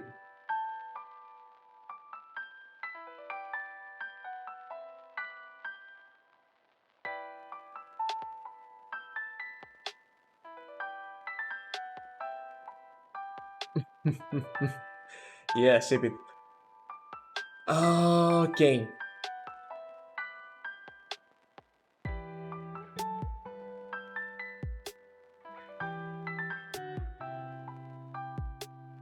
Just out of curiosity, what if I did that? I mean, I know it won't work.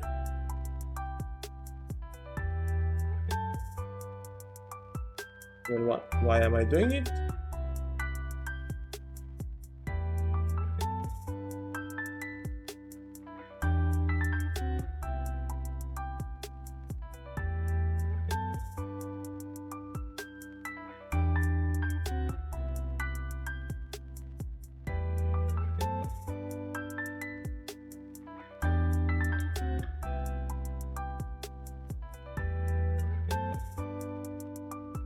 Okay.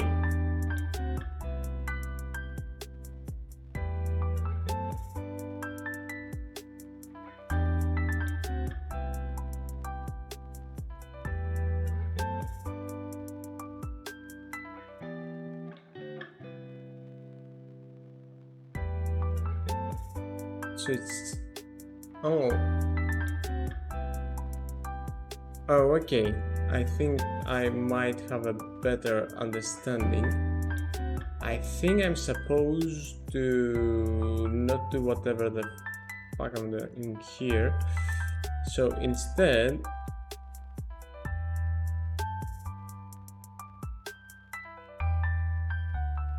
okay, thanks for joining, Sparrow. Okay, so what if I did this?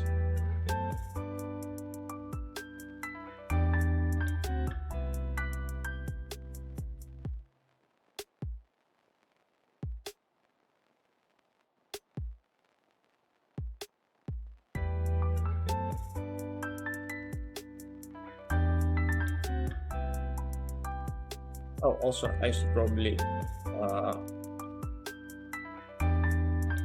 freak. Okay, let me define some things here too. Yeah, this will come in handy.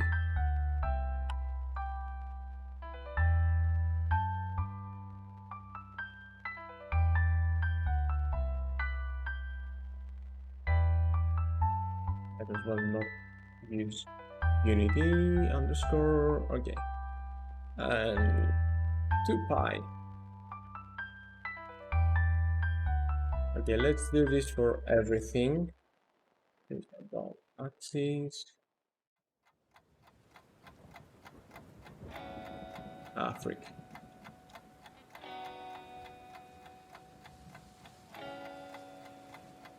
Axes.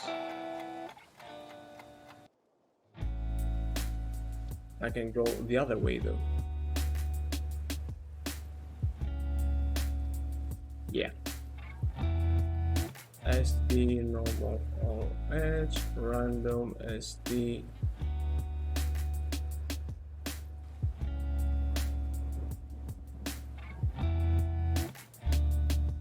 multiplied by 2pi.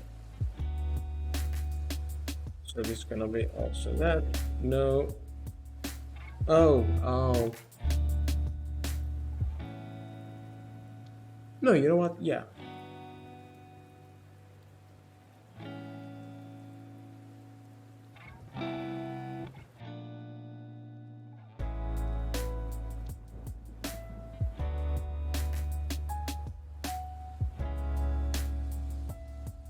Will this work? Yay! Woo! Randomness.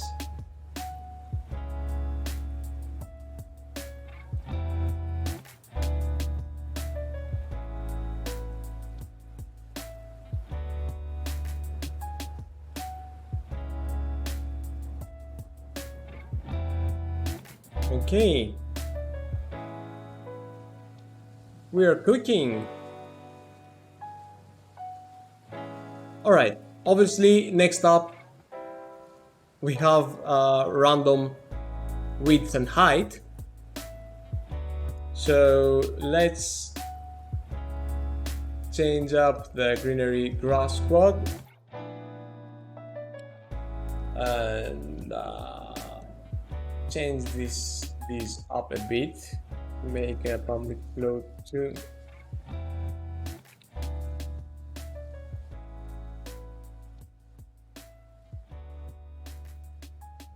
hide range and a public float to with the range. This is gonna be the maximum. Max.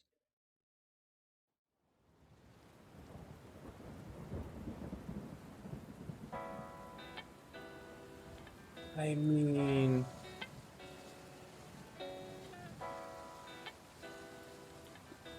I just set one float 4?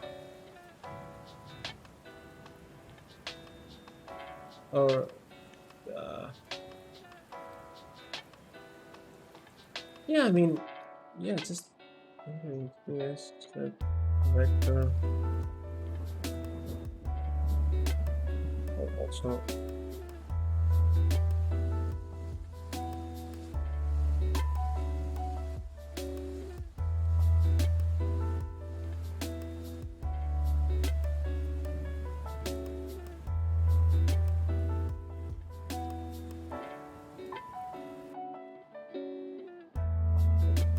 load 4, please. And I love that swizzling. Oh, range. Size ranges. Let's make it a bit with ranges. Okay, yeah, I guess. So instead of that, we get this.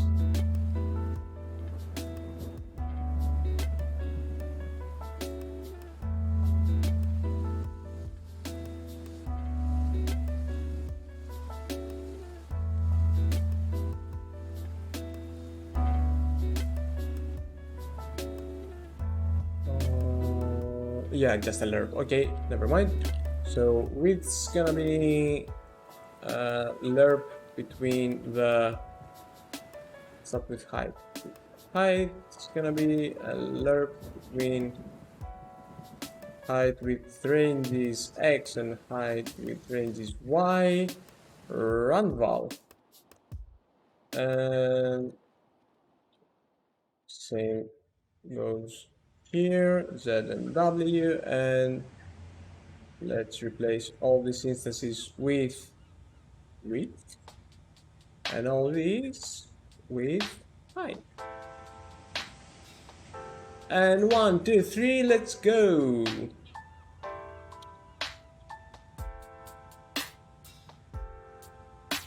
Did it work?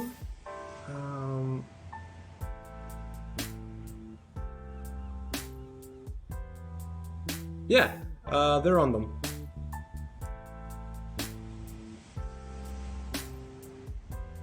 They are random.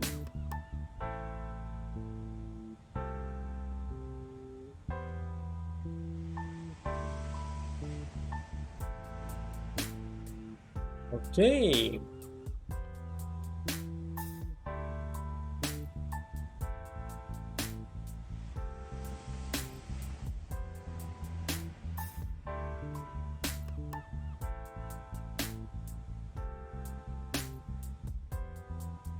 Okay, let's make it more grassy then.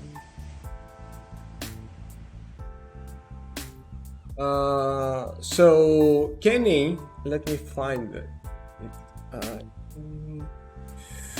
Yes. Kenny has some awesome assets for foliage, right?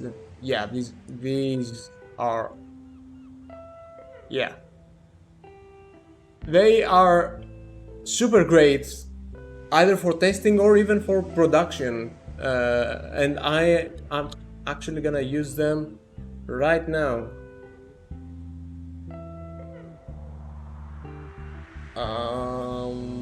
Where? Well, I know I have them here. Oh, I know, Eury. Well, that's how I got into this mess in the first place. I just saw Joyce's grass tool, and I'm like, okay, I wanna make this, but from scratch, because my brain works like that apparently.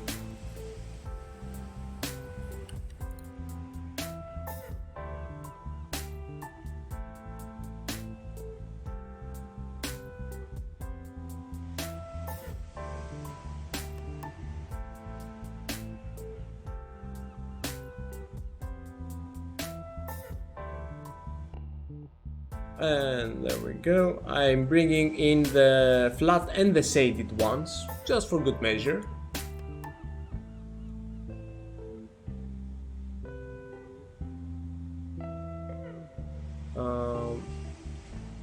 Remove that though. Yeah, they are really good, and especially when used like in action, like you will see here, they can look amazing actually. So let's try this out. Greenery materials, grass prod material. I'm gonna add I don't know, one of the grass that looks good. I think it's this one. This should look good. Okay, and let's fix up our shader because right now we only see UVs.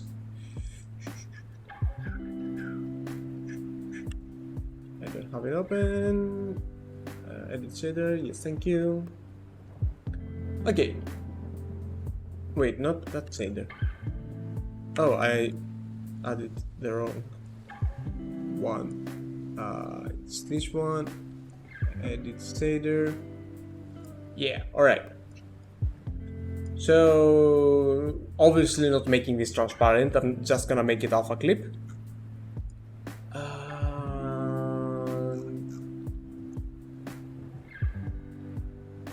Yeah, so main tag, and if we want, but it doesn't make sense, but no, just not doing any transformation. You know what, I'll add the transformation, whatever, from tags. I main tags. Okay, and now let there be, wait, there is alpha on this, right? Yeah, they have alpha. So let there be, wait.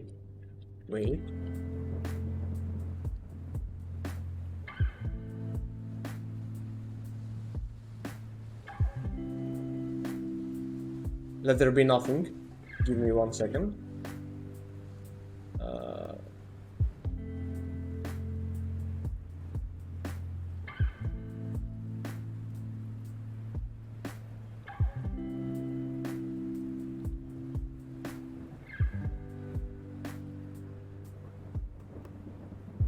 Wait. Okay, let me make it a bit more grassy as a color. There we go. And now let there be grass. Yay! Remove the gizmos. Yay! It's grass, I guess. We can make it a bit sexier, so let's maybe make it a bit sexier. So color bottom, and top, color top, 1. Since we already have these sexy UVs, might as well put them to good use. So instead of saying this, I can say lerp between color bottom, color top, and use IUVY boom. So now let's fake some shading. Yeah. And I mean, yeah, I mean, you have to look straight down to see what's up.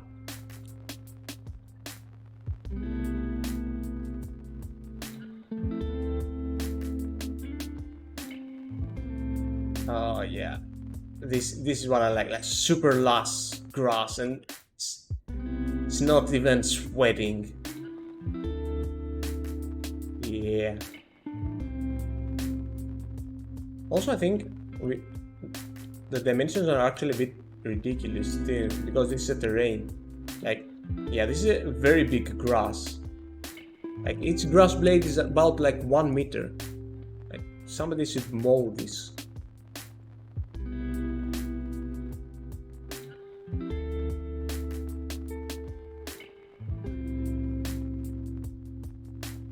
Oh!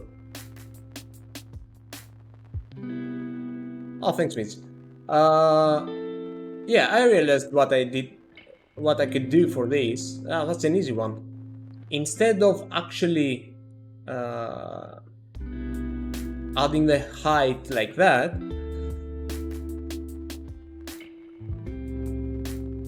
so okay, I can just say plus SD normal OS multiplied by height here and here and here, and I can set all these to be 0. So now they can orient themselves based on the normal. Why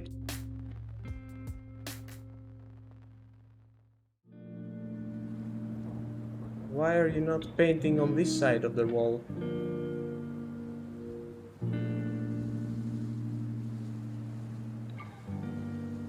You're being kind of annoying, but I'm gonna ignore you. So, okay, 26,000 instances of grass. Let's add some more. 45,000. And let's hit play mode.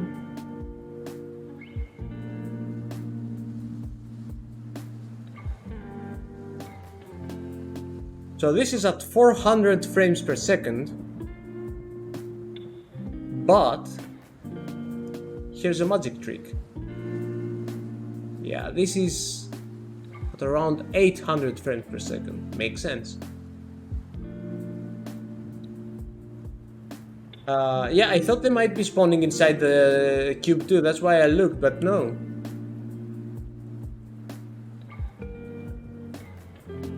I thought that they might be, but no.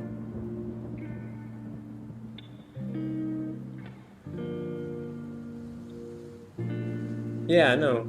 Huh. And yep, also they are relative to the manager. Oh, thanks, Muffis. Yeah, that is a bit alarming though, isn't it? Let me bring on a sphere.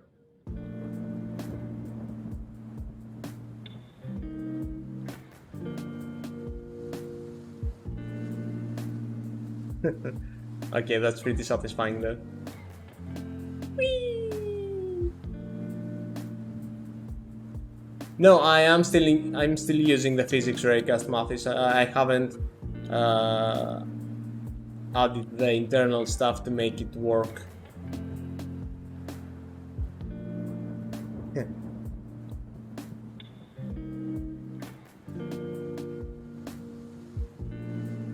That was fun.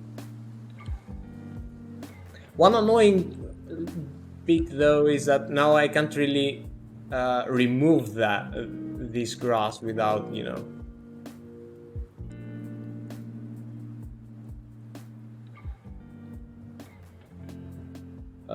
First shader, oof. Maybe, you know what? Maybe I haven't tried working with like fur. Usually the most common technique is cell texturing, which With an approach like this, you know, you just set up planes. So maybe, maybe. What's happened to my hair? God, I need a haircut. Okay. So yeah, it does need to wave. So let's make it wave. I'm gonna do it the lazy way.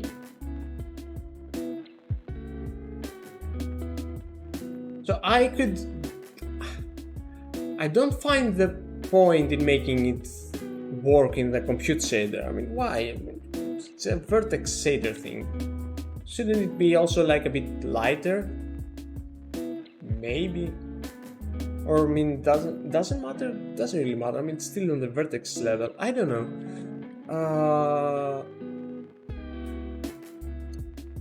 No, I'm gonna do it the dumb way. I'm sorry. I've been streaming long enough to do it in an intelligent way. So I'm gonna do it like the old-fashioned displacement texture way. Wind guide, and make it gray. Yeah, make it gray.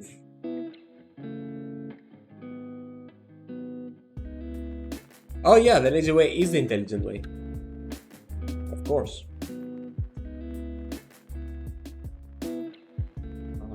Wind strength. That was the word I was looking for. Strength. Wind. All right.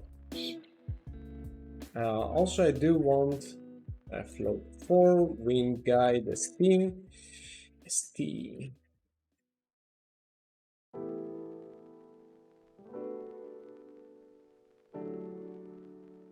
Oh, sorry, yeah, vertex. Do do do do do do do do do do.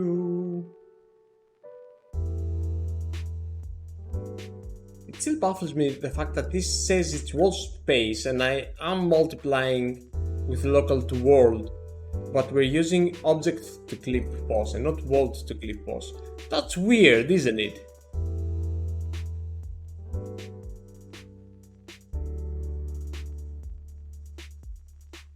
Shouldn't it be? You know what? Actually, let's debug this. Let's find out. Let's find out the truth. Okay, I have the color, so I might as well use that. So v position US and frack that. Frack it.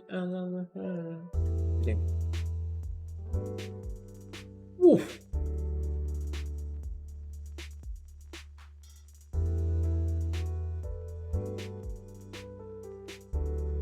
And here's the ball for the cat. Yeah.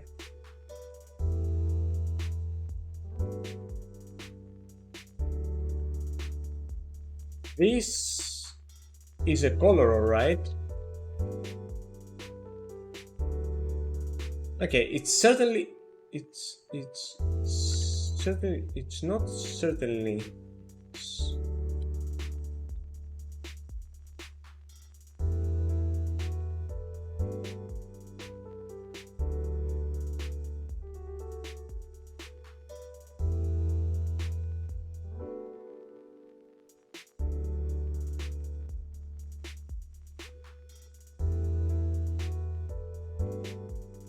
I am confused.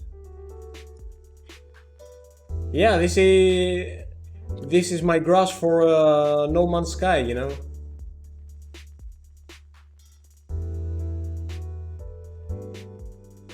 I honestly cannot tell. Wait, okay.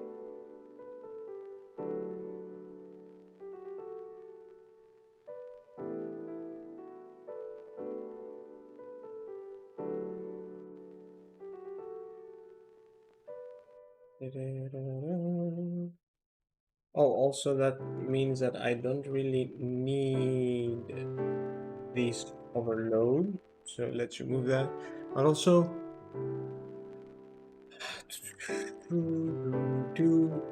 pi 0.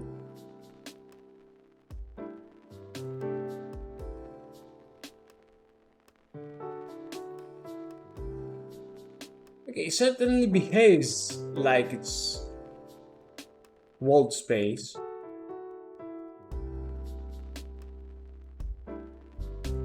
Then why does this work?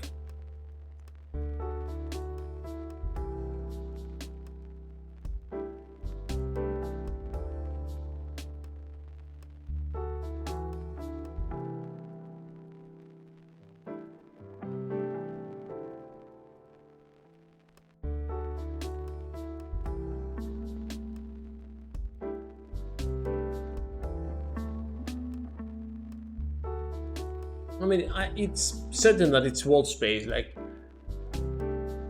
why am I using walled space though?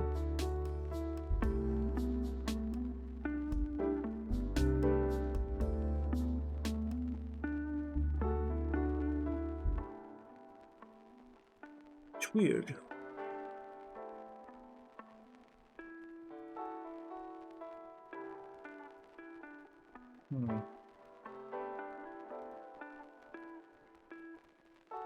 Okay, let's assume that I'm not doing this and that I'm just doing.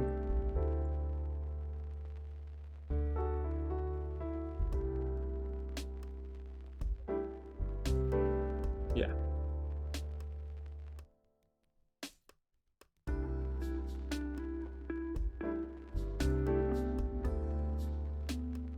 Okay, it's not updating the positions. Okay, apparently it needs to be wall space, which is okay, and I respect that.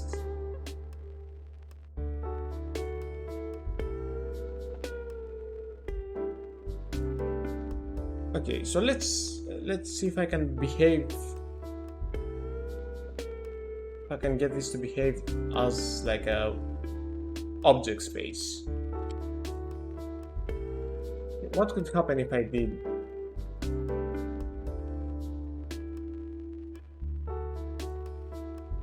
Whoa.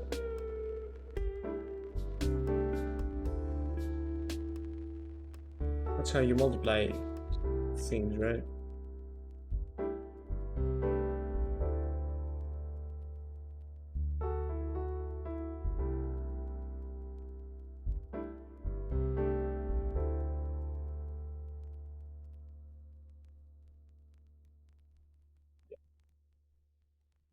Okay. Frac.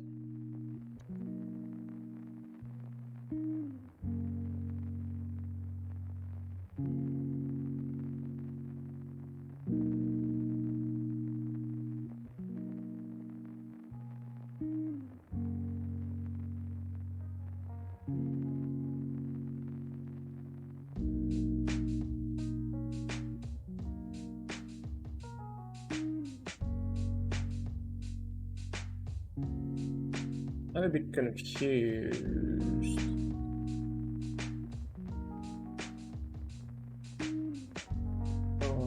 Header.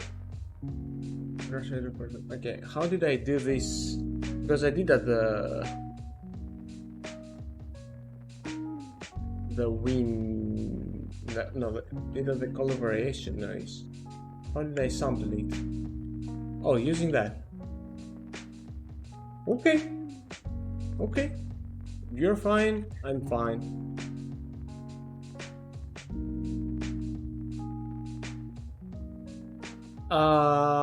It's already flowed for.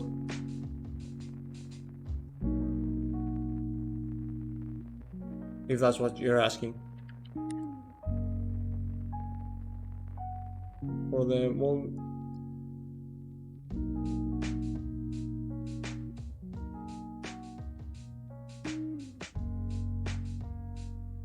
You mean this?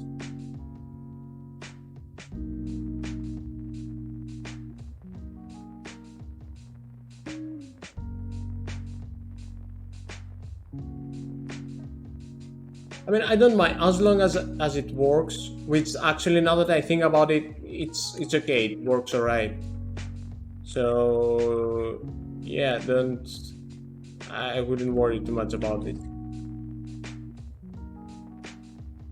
I was just curious to see why world space and not object space, you know, and why does object to clip pose work?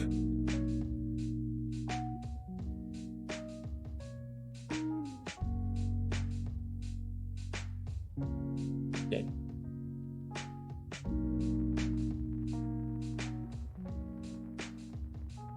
All right, let's throw some wind then, shall we? Float to wind is texture to the wind guide with the speed of position exceed multiplied by the wind guide st dot xy plus time wind guide st zw and get the xy of this, and might as well remap this and sorry, reposition all space xz plus equals wind multiplied by wind strength multiplied by VUVY. This is not going to work. Why? Because it should be LOD. Oh, if the vector has 0 on a W, it's treated as a direction and 1 as a point. Okay, I did not know that. Thanks for letting me know.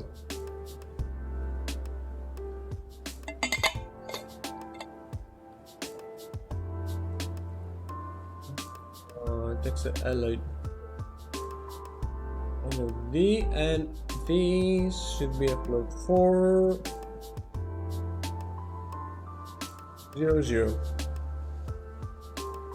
Cool.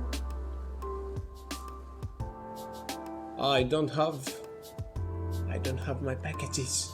I need my packages. Come on.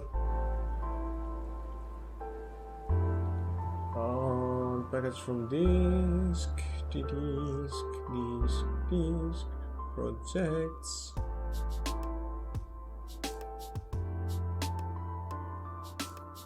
Effects.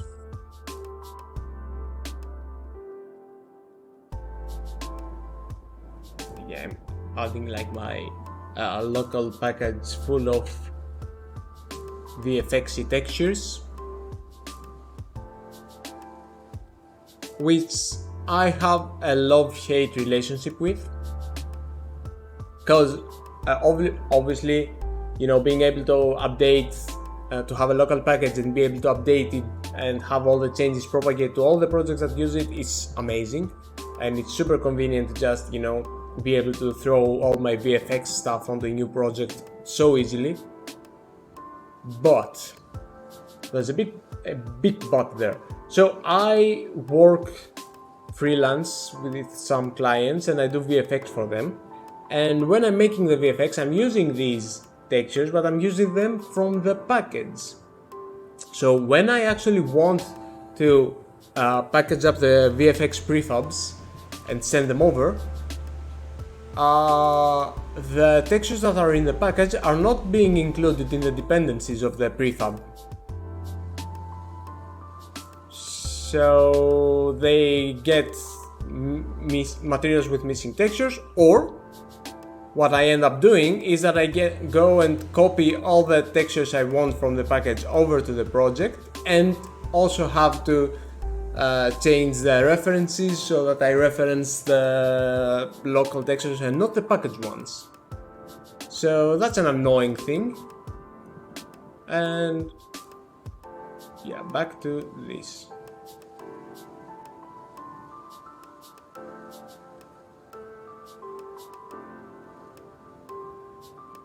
It's moving!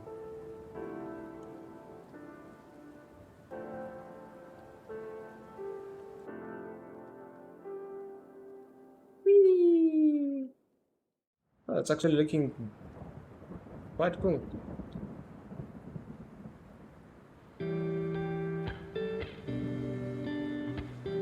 Okay, yeah, it's a bit annoying for these guys.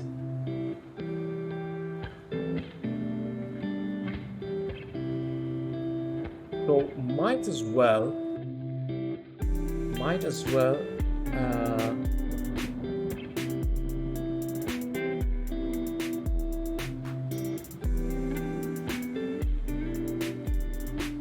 It's acting as if this is object position, so I'll do the same, I guess. Yeah. No 3. We'll pause more Unity object world.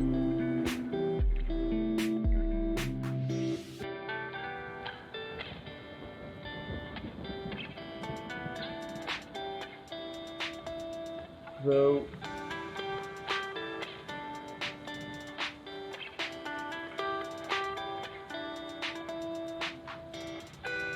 I don't know if this will work, but whatever. Pause.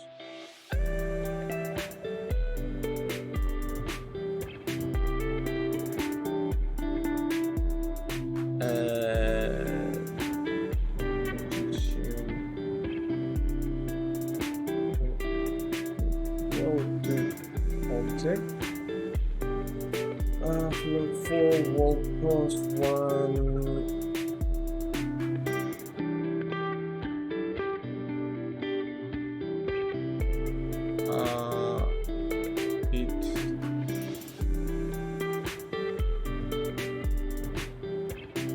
What is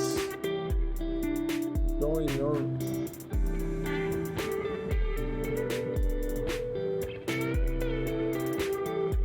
Oh, wait.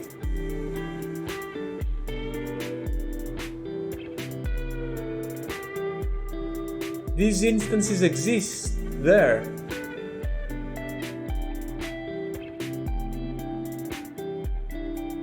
Wait, also did this do what I thought? Was this working well before? Yeah, it's doing the same. Okay.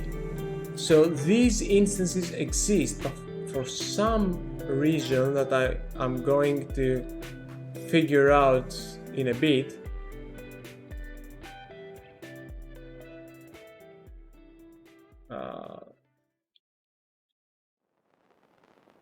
Oh, with the tangent vector.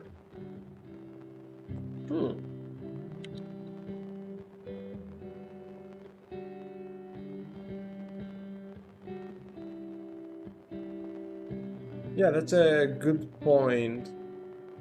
But first, let me figure out. You see, these are the instances that I couldn't find before.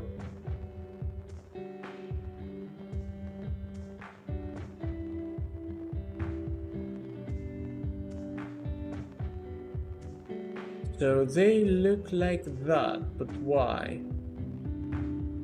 The normal vector. It seems that that's the case.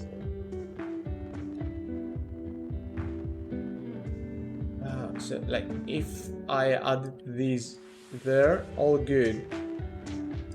Or here. But here, when the normal vector is like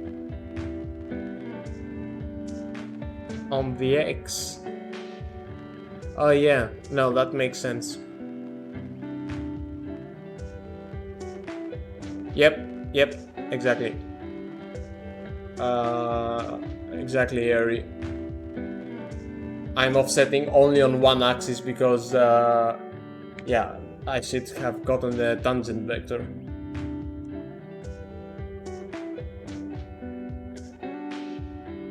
Problem is,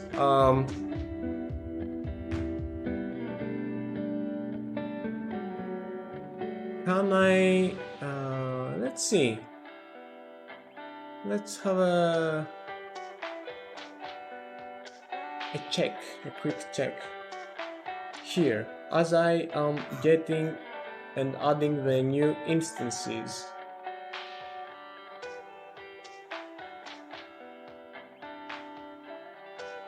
I cannot get a tangent vector from the hit point.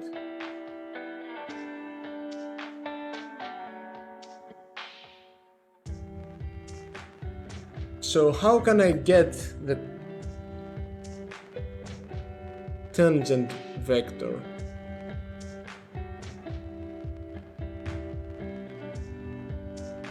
I mean, I have a point, so the tangent... I only have points.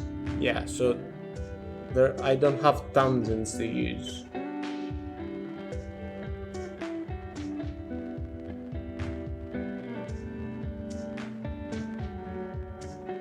Well, I could get the cross product of the normal and the Z axis.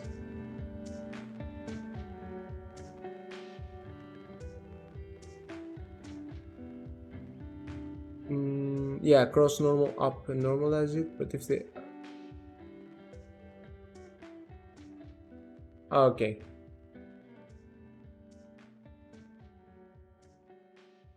Cross normal up.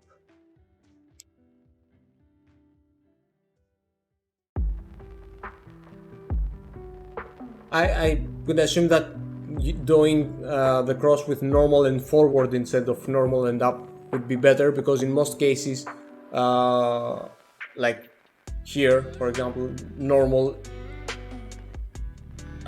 just happens to be up.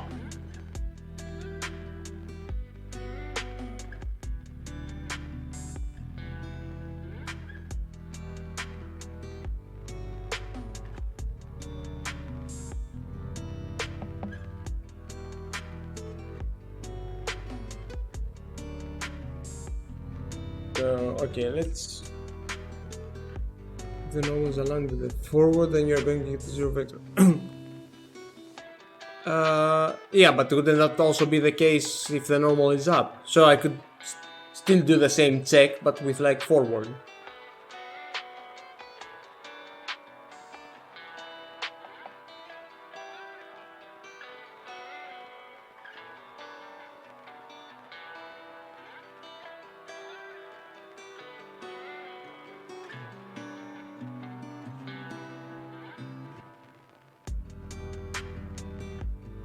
Yeah, no, we're saying the same thing, but I would prefer forward because having the normal coincide with up is a much more common case.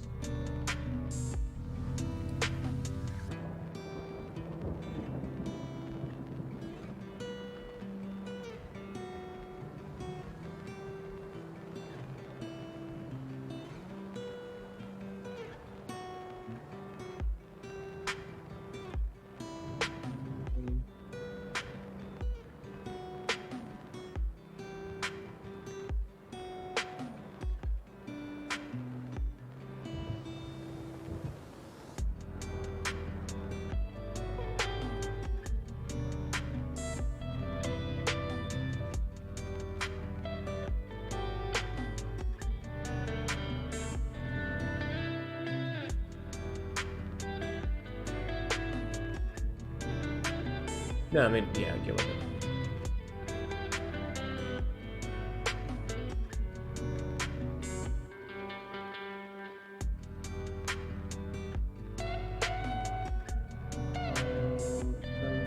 Multiplied by...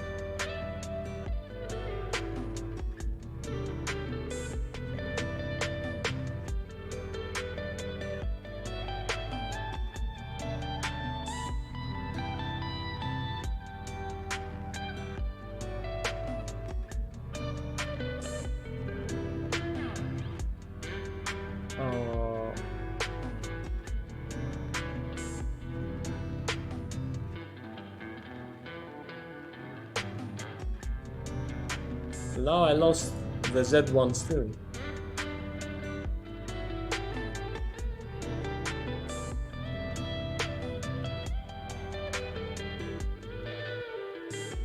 Okay, I can try without.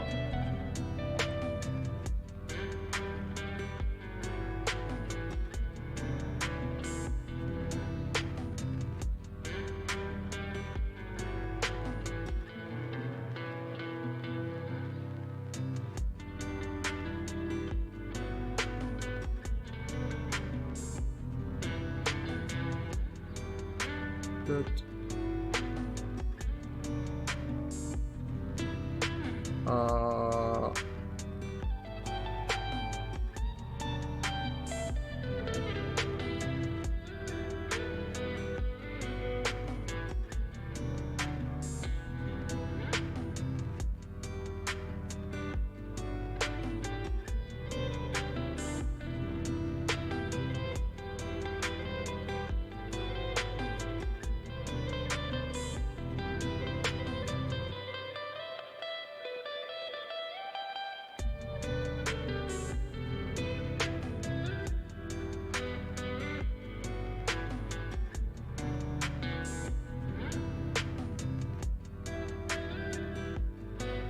I'm doing something so wrong.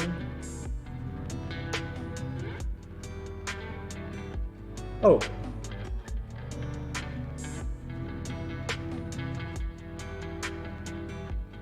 Yeah, okay, it was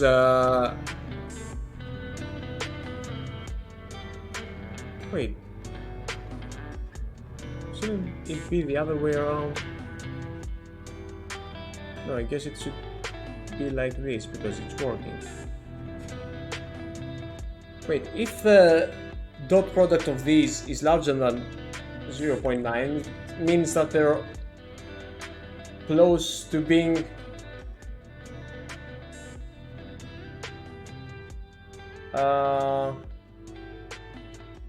like parallels, right? Oh, wait.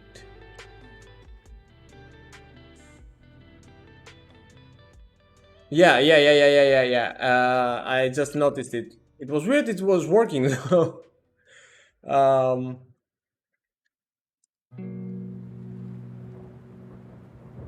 no.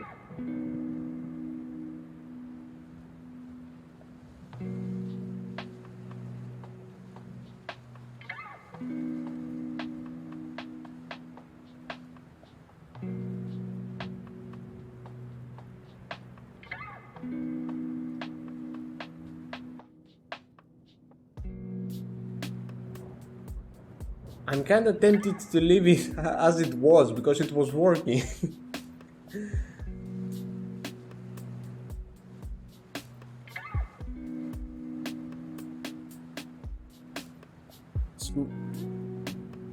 And smaller than a small value, or smaller than, because it's still like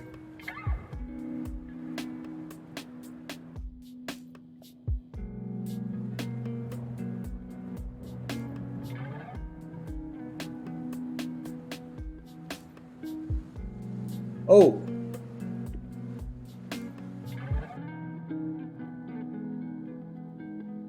Wait. Yeah, no, I'm dumb.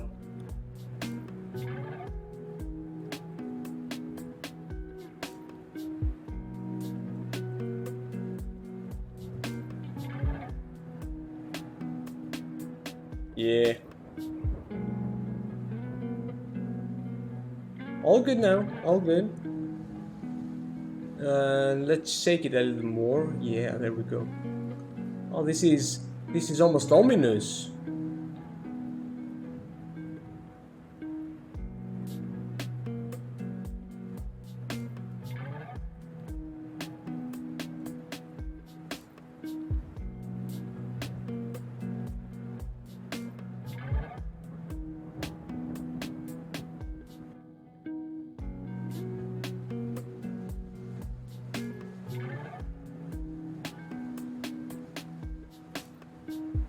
Yeah, and you know, they're so not.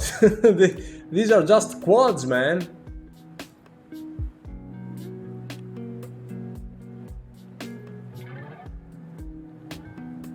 They're also because I have set it to follow the uv.y.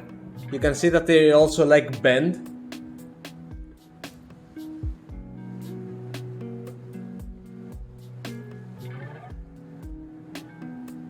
Yeah, and again, this is just quads.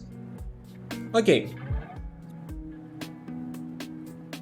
So one thing I wanna try. Oh, thank you. Uh, no, direct. Something I wanna try out would be to actually use a surface shader. Can I do that? Um,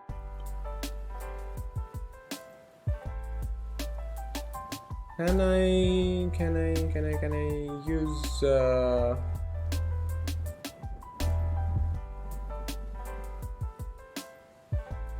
oh,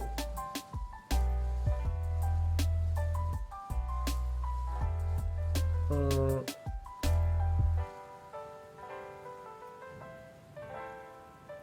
HPID. Oh, oh.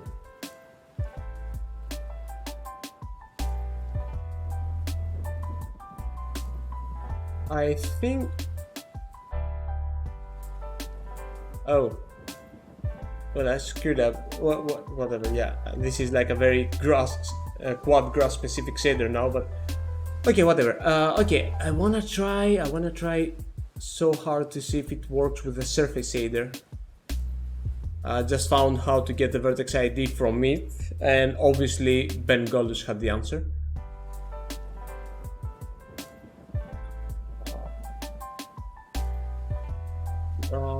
Squad surface shader.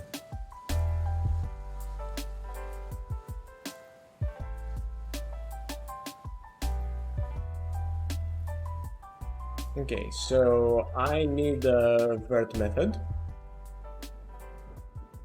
I need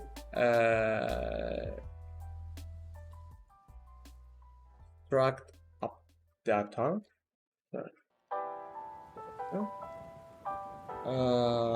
I can add all the things I kinda need.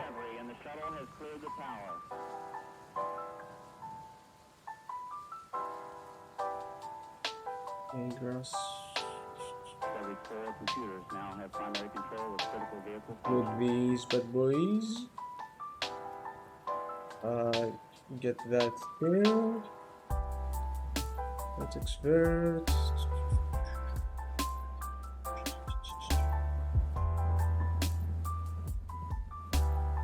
I mean, don't really need that.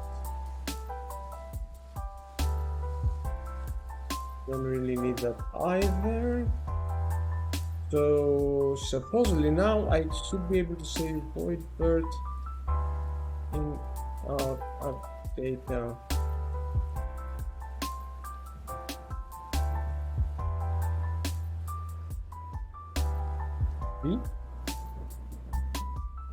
And do what I need to do here.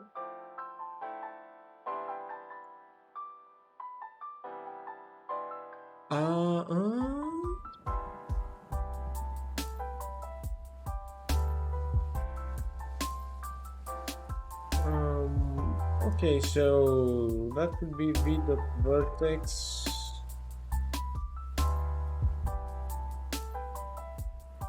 Well, actually, just get these. ID and v.id.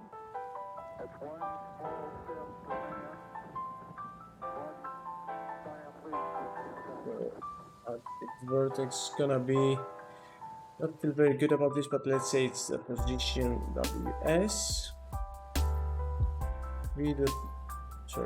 output of normal. It's gonna be the v dot normal.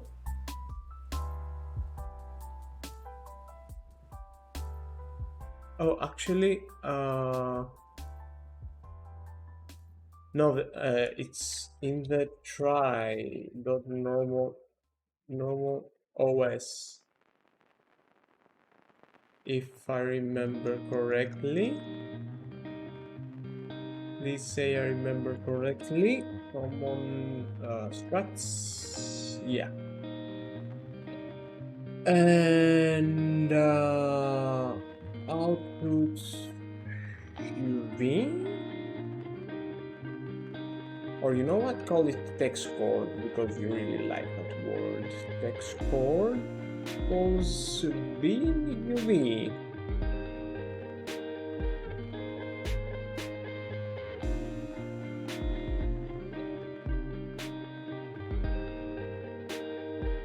Given that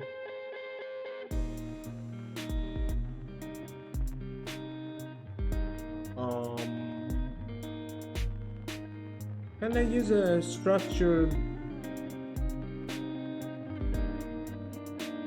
Wait, is this really the case? Do I need to do this? Oh no, I'm just stupid.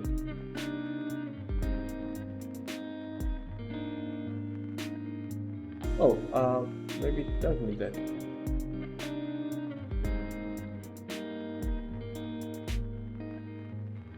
How does it get the points then? Do I need to up the target?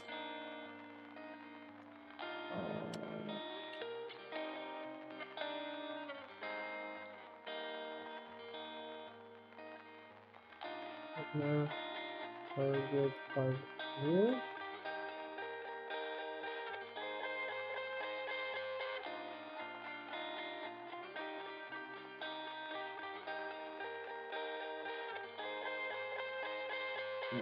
Okay, Unity surface shader structured buffer.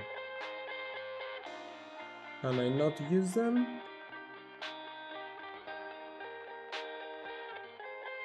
Oh, apparently, yeah, I do need this.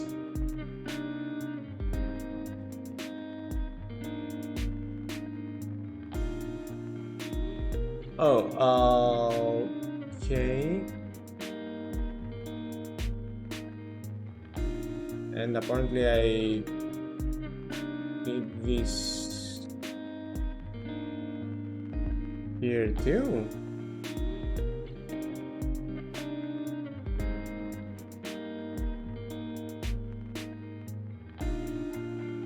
Surface shaders vertex input struct update needs to have. Oh, I don't need that, so screw that.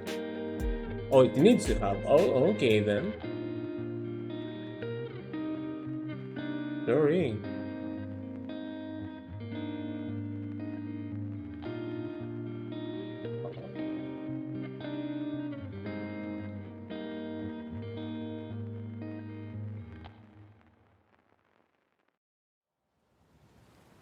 Identifier V. Yeah, I mean that kind of makes sense. Oh, it's output, I guess. Thanks for the follow stuff create. Oh, it's. Are you stuff? Like art stuff? No. Right? No. Cannot implicitly convert. Yeah, okay, let me explicitly convert. Wait, what? Float 3. Float 3, float 1. Oh, damn! Big fan. Hey!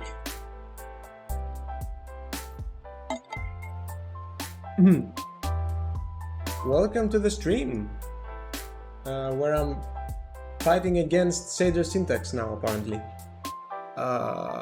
Cannot implicitly convert float 3 to float 4. I'm not doing that even explicitly. What is your problem?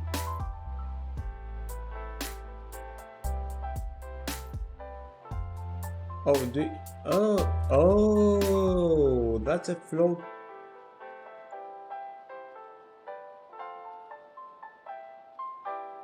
Oh yeah, making a grass rendering system with a bunch of compute shaders and kinda pretty UI and some UX considerations. So the main goal would be to, you know, easily make That was a test from before. But the main goal is to easily make different kind of grass and just spread it around and not have Unity die in the process. So yeah. Okay, now I just have a bunch of warnings, but they're not errors. I think I can live with them. Oh yeah, wait, what? No? We want position instead. Vert surf. Oh yeah, I do want position instead, thank you. You know what, I'm feeling generous. You can have your text cord one, you crazy kid.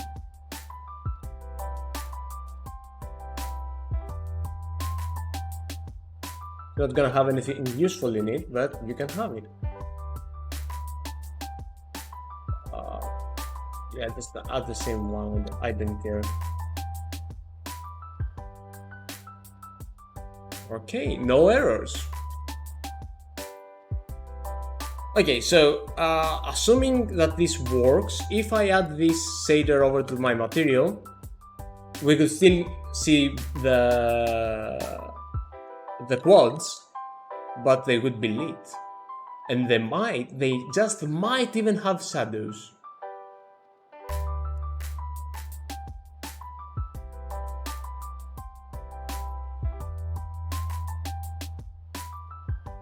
They are lit.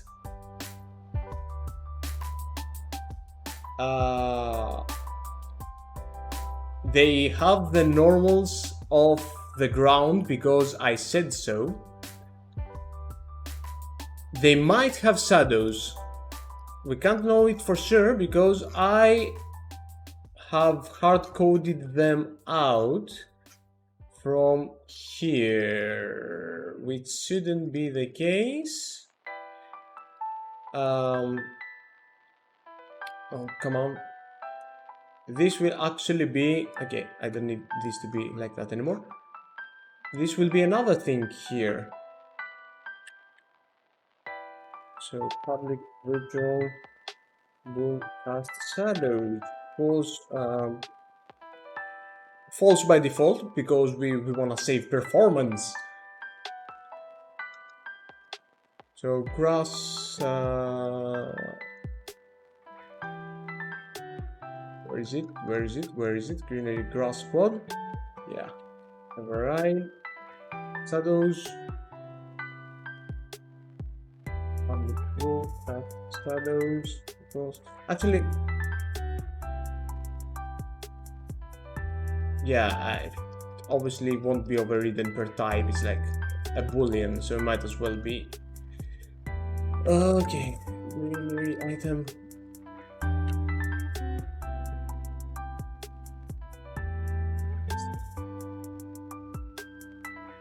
Public broadcast shadows for false. Render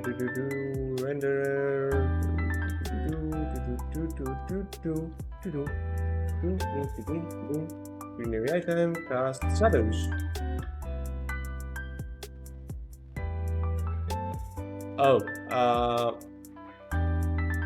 Okay, let's make this a huge line of code then, I guess. Greenery item cast shadows.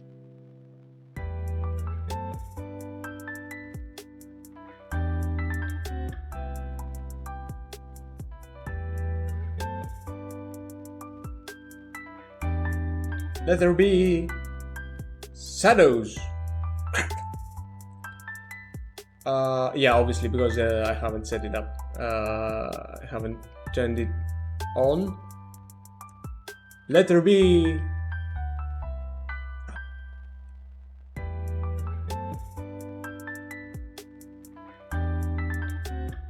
there will be shadows.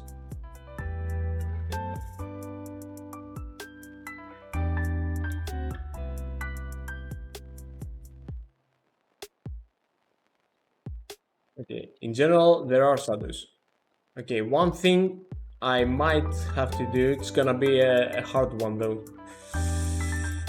Add shadow. Yeah, see, if you ask nicely enough, you get shadows.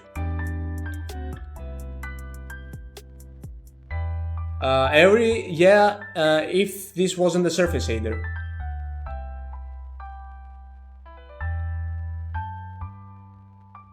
So now I can go ahead and copy some of the stuff I did here. Yeah, you know what, let's get the wind as well.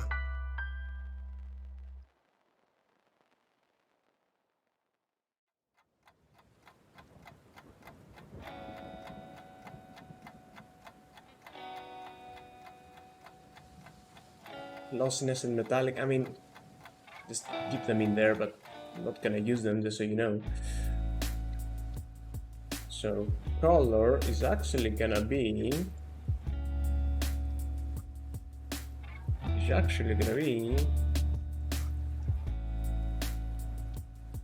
yeah, screw it, just use yeah, just use UV main text. I don't care. Color, bottom color, top, in UV main text. Why? So that should be our color. Fantastic. I should also probably just, like, you know, maybe redeclare those, you know, it's customary. At this point, just like, you know, common courtesy. Okay, there's our color back. It's ugly, but it's there. It would also help if I didn't have any smoothness. Alright, and let's get the cuts back. So float. Text equals text 2D, not load, just 2D. Thank you. Main text in UV main text. It's already past 12. Clip text minus 0.5. There's our grass.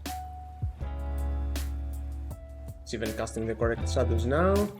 And you know what, since we are here, might as well put in some wind.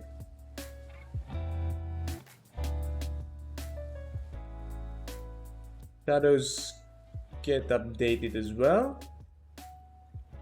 Let's fix the ugly colors. Is it?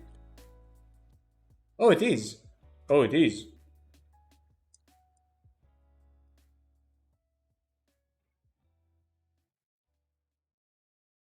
Huh. It's a bit better now, still dropping some frames.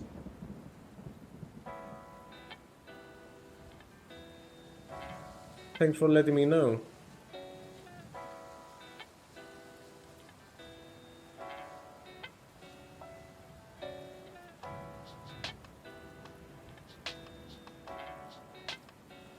But yeah.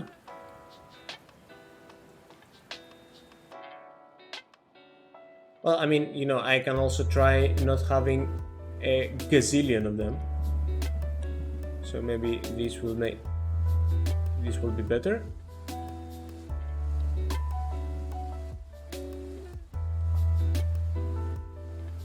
Oh, it's still dropping frames when I'm closing in on them. That's... I mean, there's a lot of... Yeah, there's a lot of shadow casting objects, so I don't blame it. So just out of curiosity, if I remove the game view, nope, still bad. Oh well. And yeah, cool thing is we have lighting. So they react to lighting right outside the box. Didn't do anything special for them.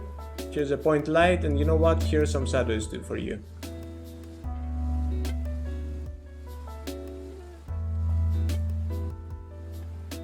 Oh, they might not be receiving shadows. I think that is also something.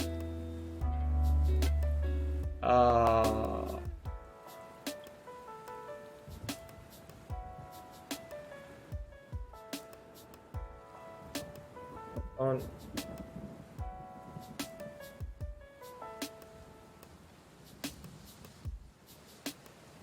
Yeah, shadow casting mode on. True, yeah.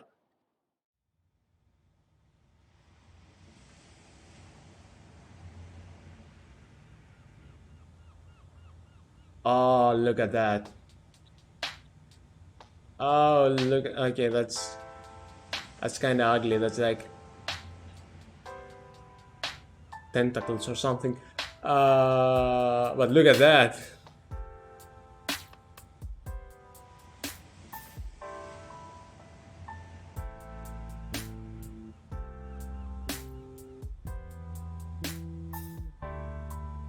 Yeah, environment. Oh, wrong thing. No, I mean, can't get too close. No, they're correct. It's just, you know, there's a lot of them and it gets busy. That's just how it is.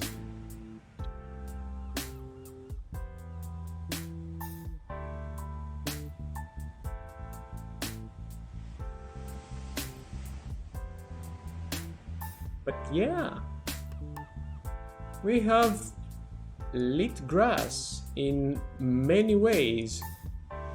Oh, wait. Yeah, this is why this looks freaking ugly. Change to linear, Jesus. Okay. Let's wait a little bit. But you see how like burned out this looks with a point light so close to it. I think that changing from gamma to linear color space should fix this right up. Come on, come on, come on, come on, come on. Come on, come on.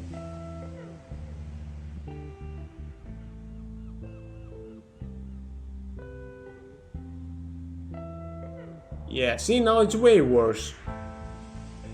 But at least if I reduce the intensity, yeah, it doesn't get like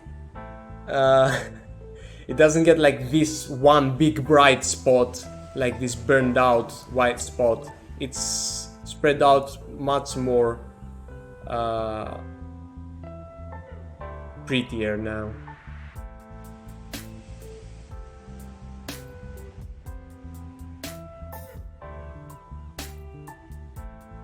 Yeah, and you know what? Just for the sake of seeing it, let's try and get some proper normals, shall we?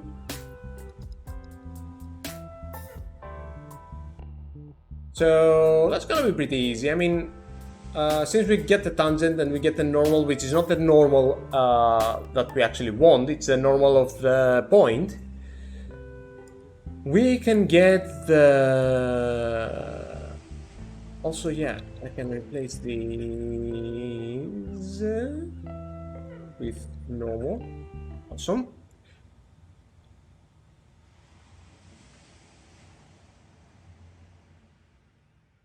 Quad normal, which is gonna be the cross of the normal and the tangent.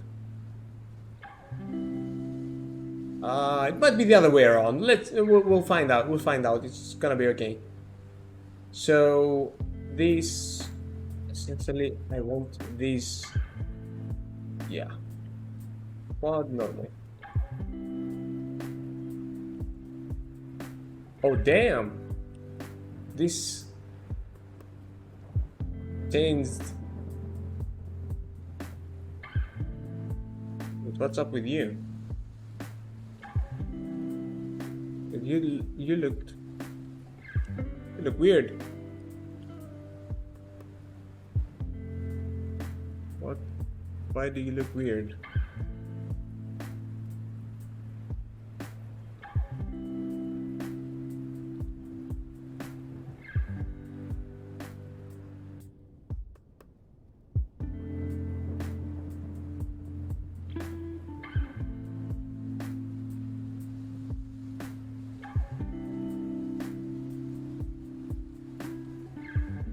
Oh, it's because I'm stupid. Okay. Yeah, no, this should be like this. And the actual normal. Yeah, this was about the rotate about axis. Where do I... Yeah, this should be. There we go.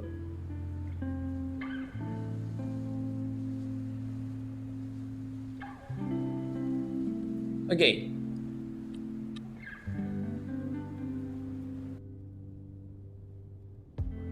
So these also have, yeah, proper normals. Like if we actually make them smooth,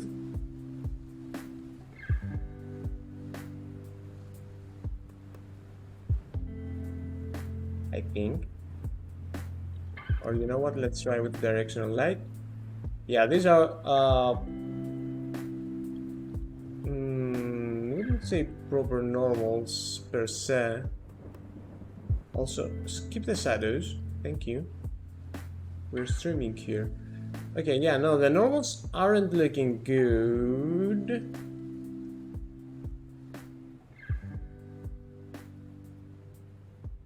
Okay, let's try the other way around.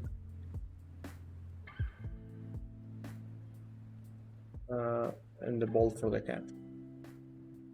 No, it was not the other way around. Okay. Oh, of course, we're in forward rendering. Can I see my normals, please?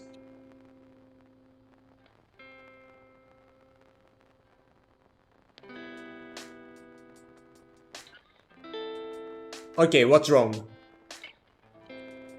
I know the answer, but do you know it too?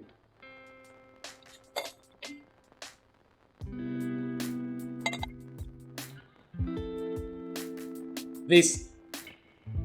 Yeah, exactly. This frame is very good evidence of it. I'm not rotating the normals, I'm just rotating the quads themselves. So, cool thing is that I only have one of them, so I can just go and say, hey, rotate about axis. And also I have the same... the axis is gonna be the normal, and the rotation is gonna be the round val multiplied by 2 pi.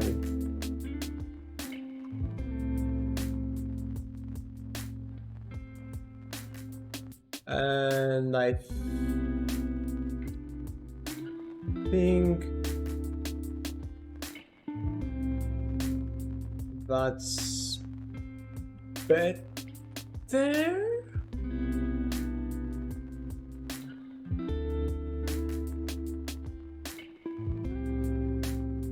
I mean, the dark part comes from the wrong thing.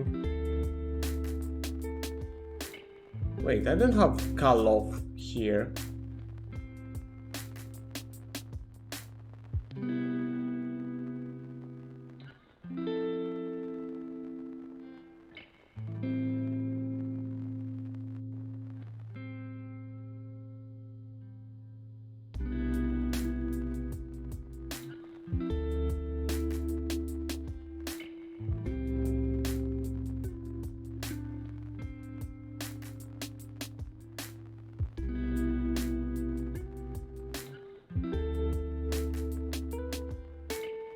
Oh. Okay. Now what's wrong?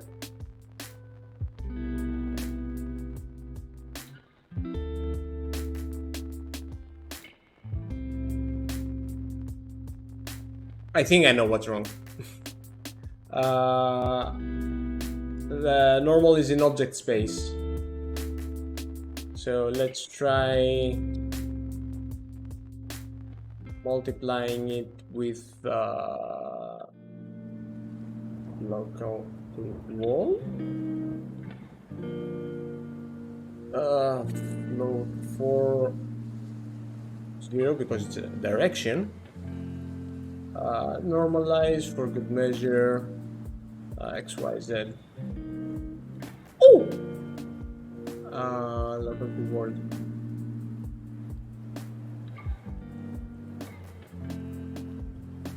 Well, that did nothing.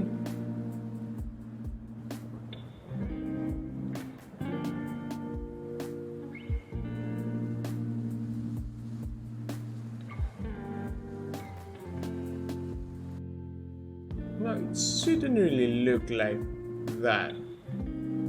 Actually, no, I think it's correct in some messed up way.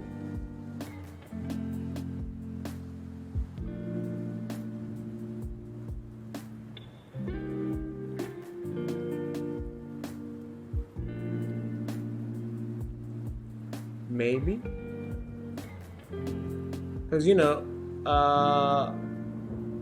yeah, these look away from the sun, so they are darker, but it just, I think that it looks weird because they break the illusion of the quads.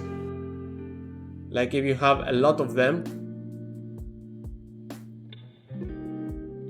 you have some facing towards the light and some facing away, and it looks wrong because it breaks apart the illusion that they're individual grass blades.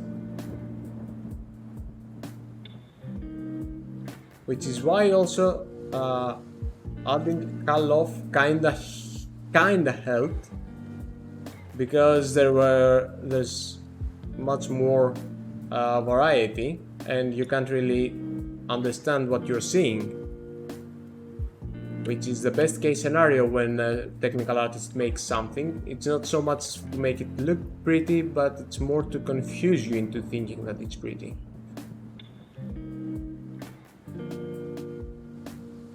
So I think it's not wrong, but I would prefer it to be this. And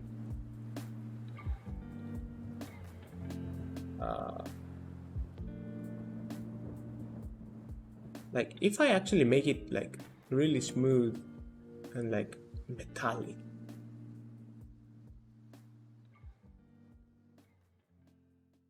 no, it doesn't make sense.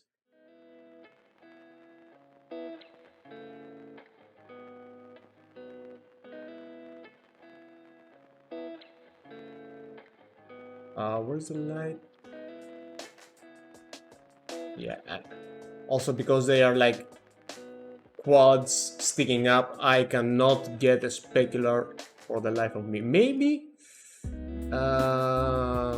No, even with vertex displacement from the wind, I probably won't be able to get any specular, because the normals stay the same. Yeah, I don't know. All I know is that I prefer these normals. This is like proper, like, kinda reminds me of Zelda, but like, obviously they have individual strands, and I don't. But it looks cool. It looks lush, which is what I wanted, and it's easy to place, and you can also play around a lot with it.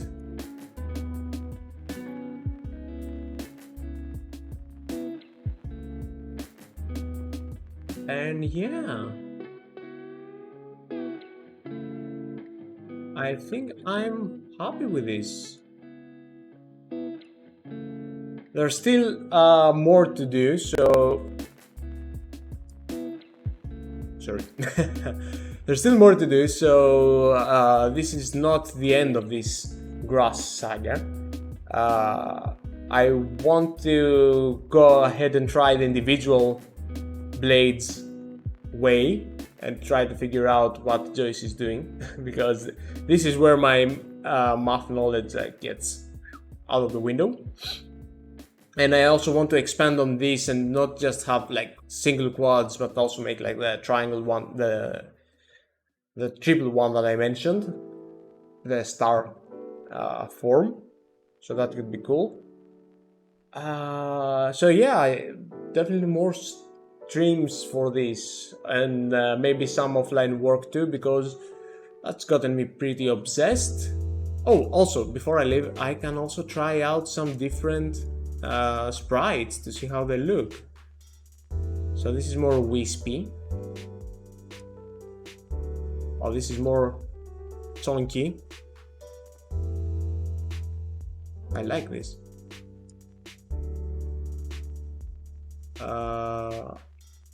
This is also nice. These stylized ones look pretty good. Oh, this is good for some like some bush situation. Or you know, maybe not those. These also look good. They all look good, really. This is probably my favorite pack from Kenny. Oh, this looks nice too.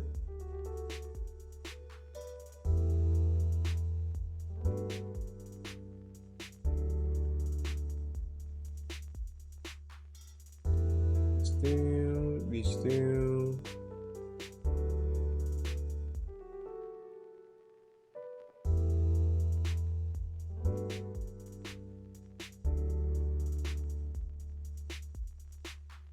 Yeah, and I mean, yeah, with texture like that, essentially now I do have individual grass blades, but yeah, I guess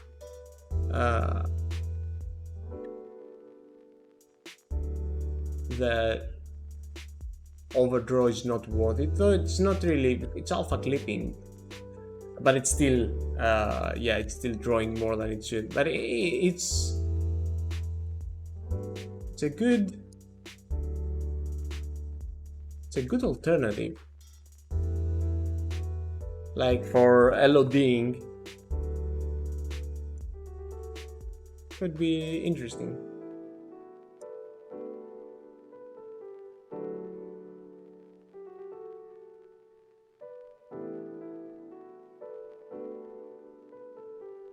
And yeah, this could be like a tree thing.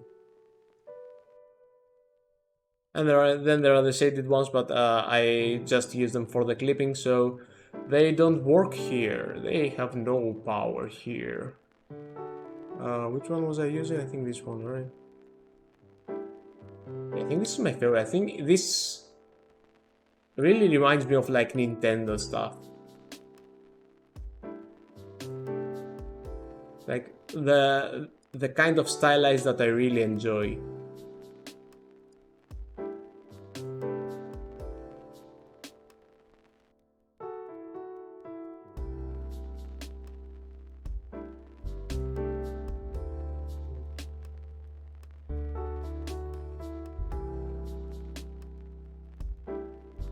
Yeah, okay, yeah, I think I can play with this for hours.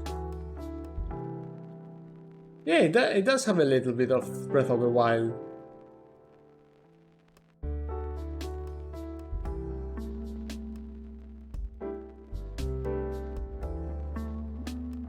And you know, since it's updating on runtime, I think that if I actually... Oh no, it doesn't work like this, obviously. Yeah, no, never mind. Let me try some shadows from afar. Yeah.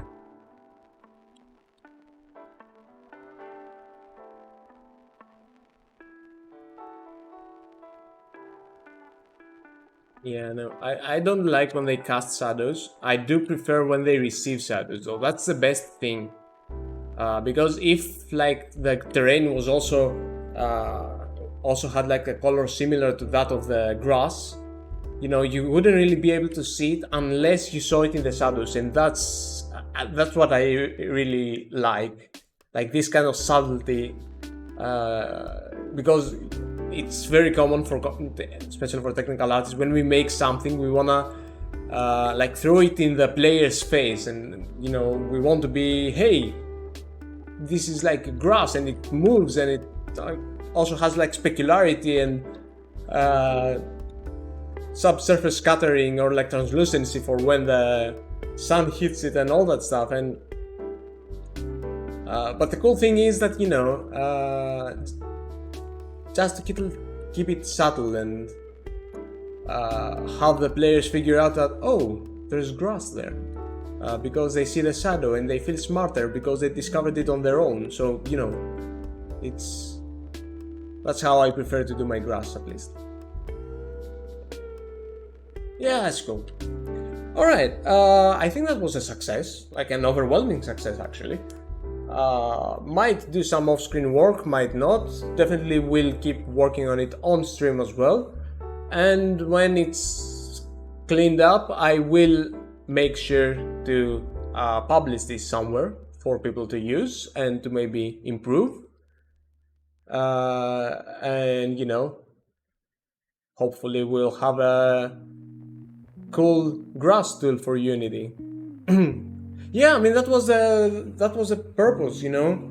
I mean, I can use it in my projects, but one of the reasons I wanted to focus on the UX and in its extendability is for you know, people to use it and extend on it and have a cool system finally. So yeah, should eat something. So thank you so much for joining me in this grass saga episode. I hope you enjoyed it. I had fun with it, as you can probably tell. Also, don't worry, all the streams will be uploaded. All the streams around the grass tool. So if you missed any, don't worry about it. And yeah, if nothing changes, next stream will be on Tuesday or else on the weekend. Otherwise, yeah, maybe before that, but definitely on Tuesday, next Tuesday. So yeah, I will see you in the next stream. Bye bye.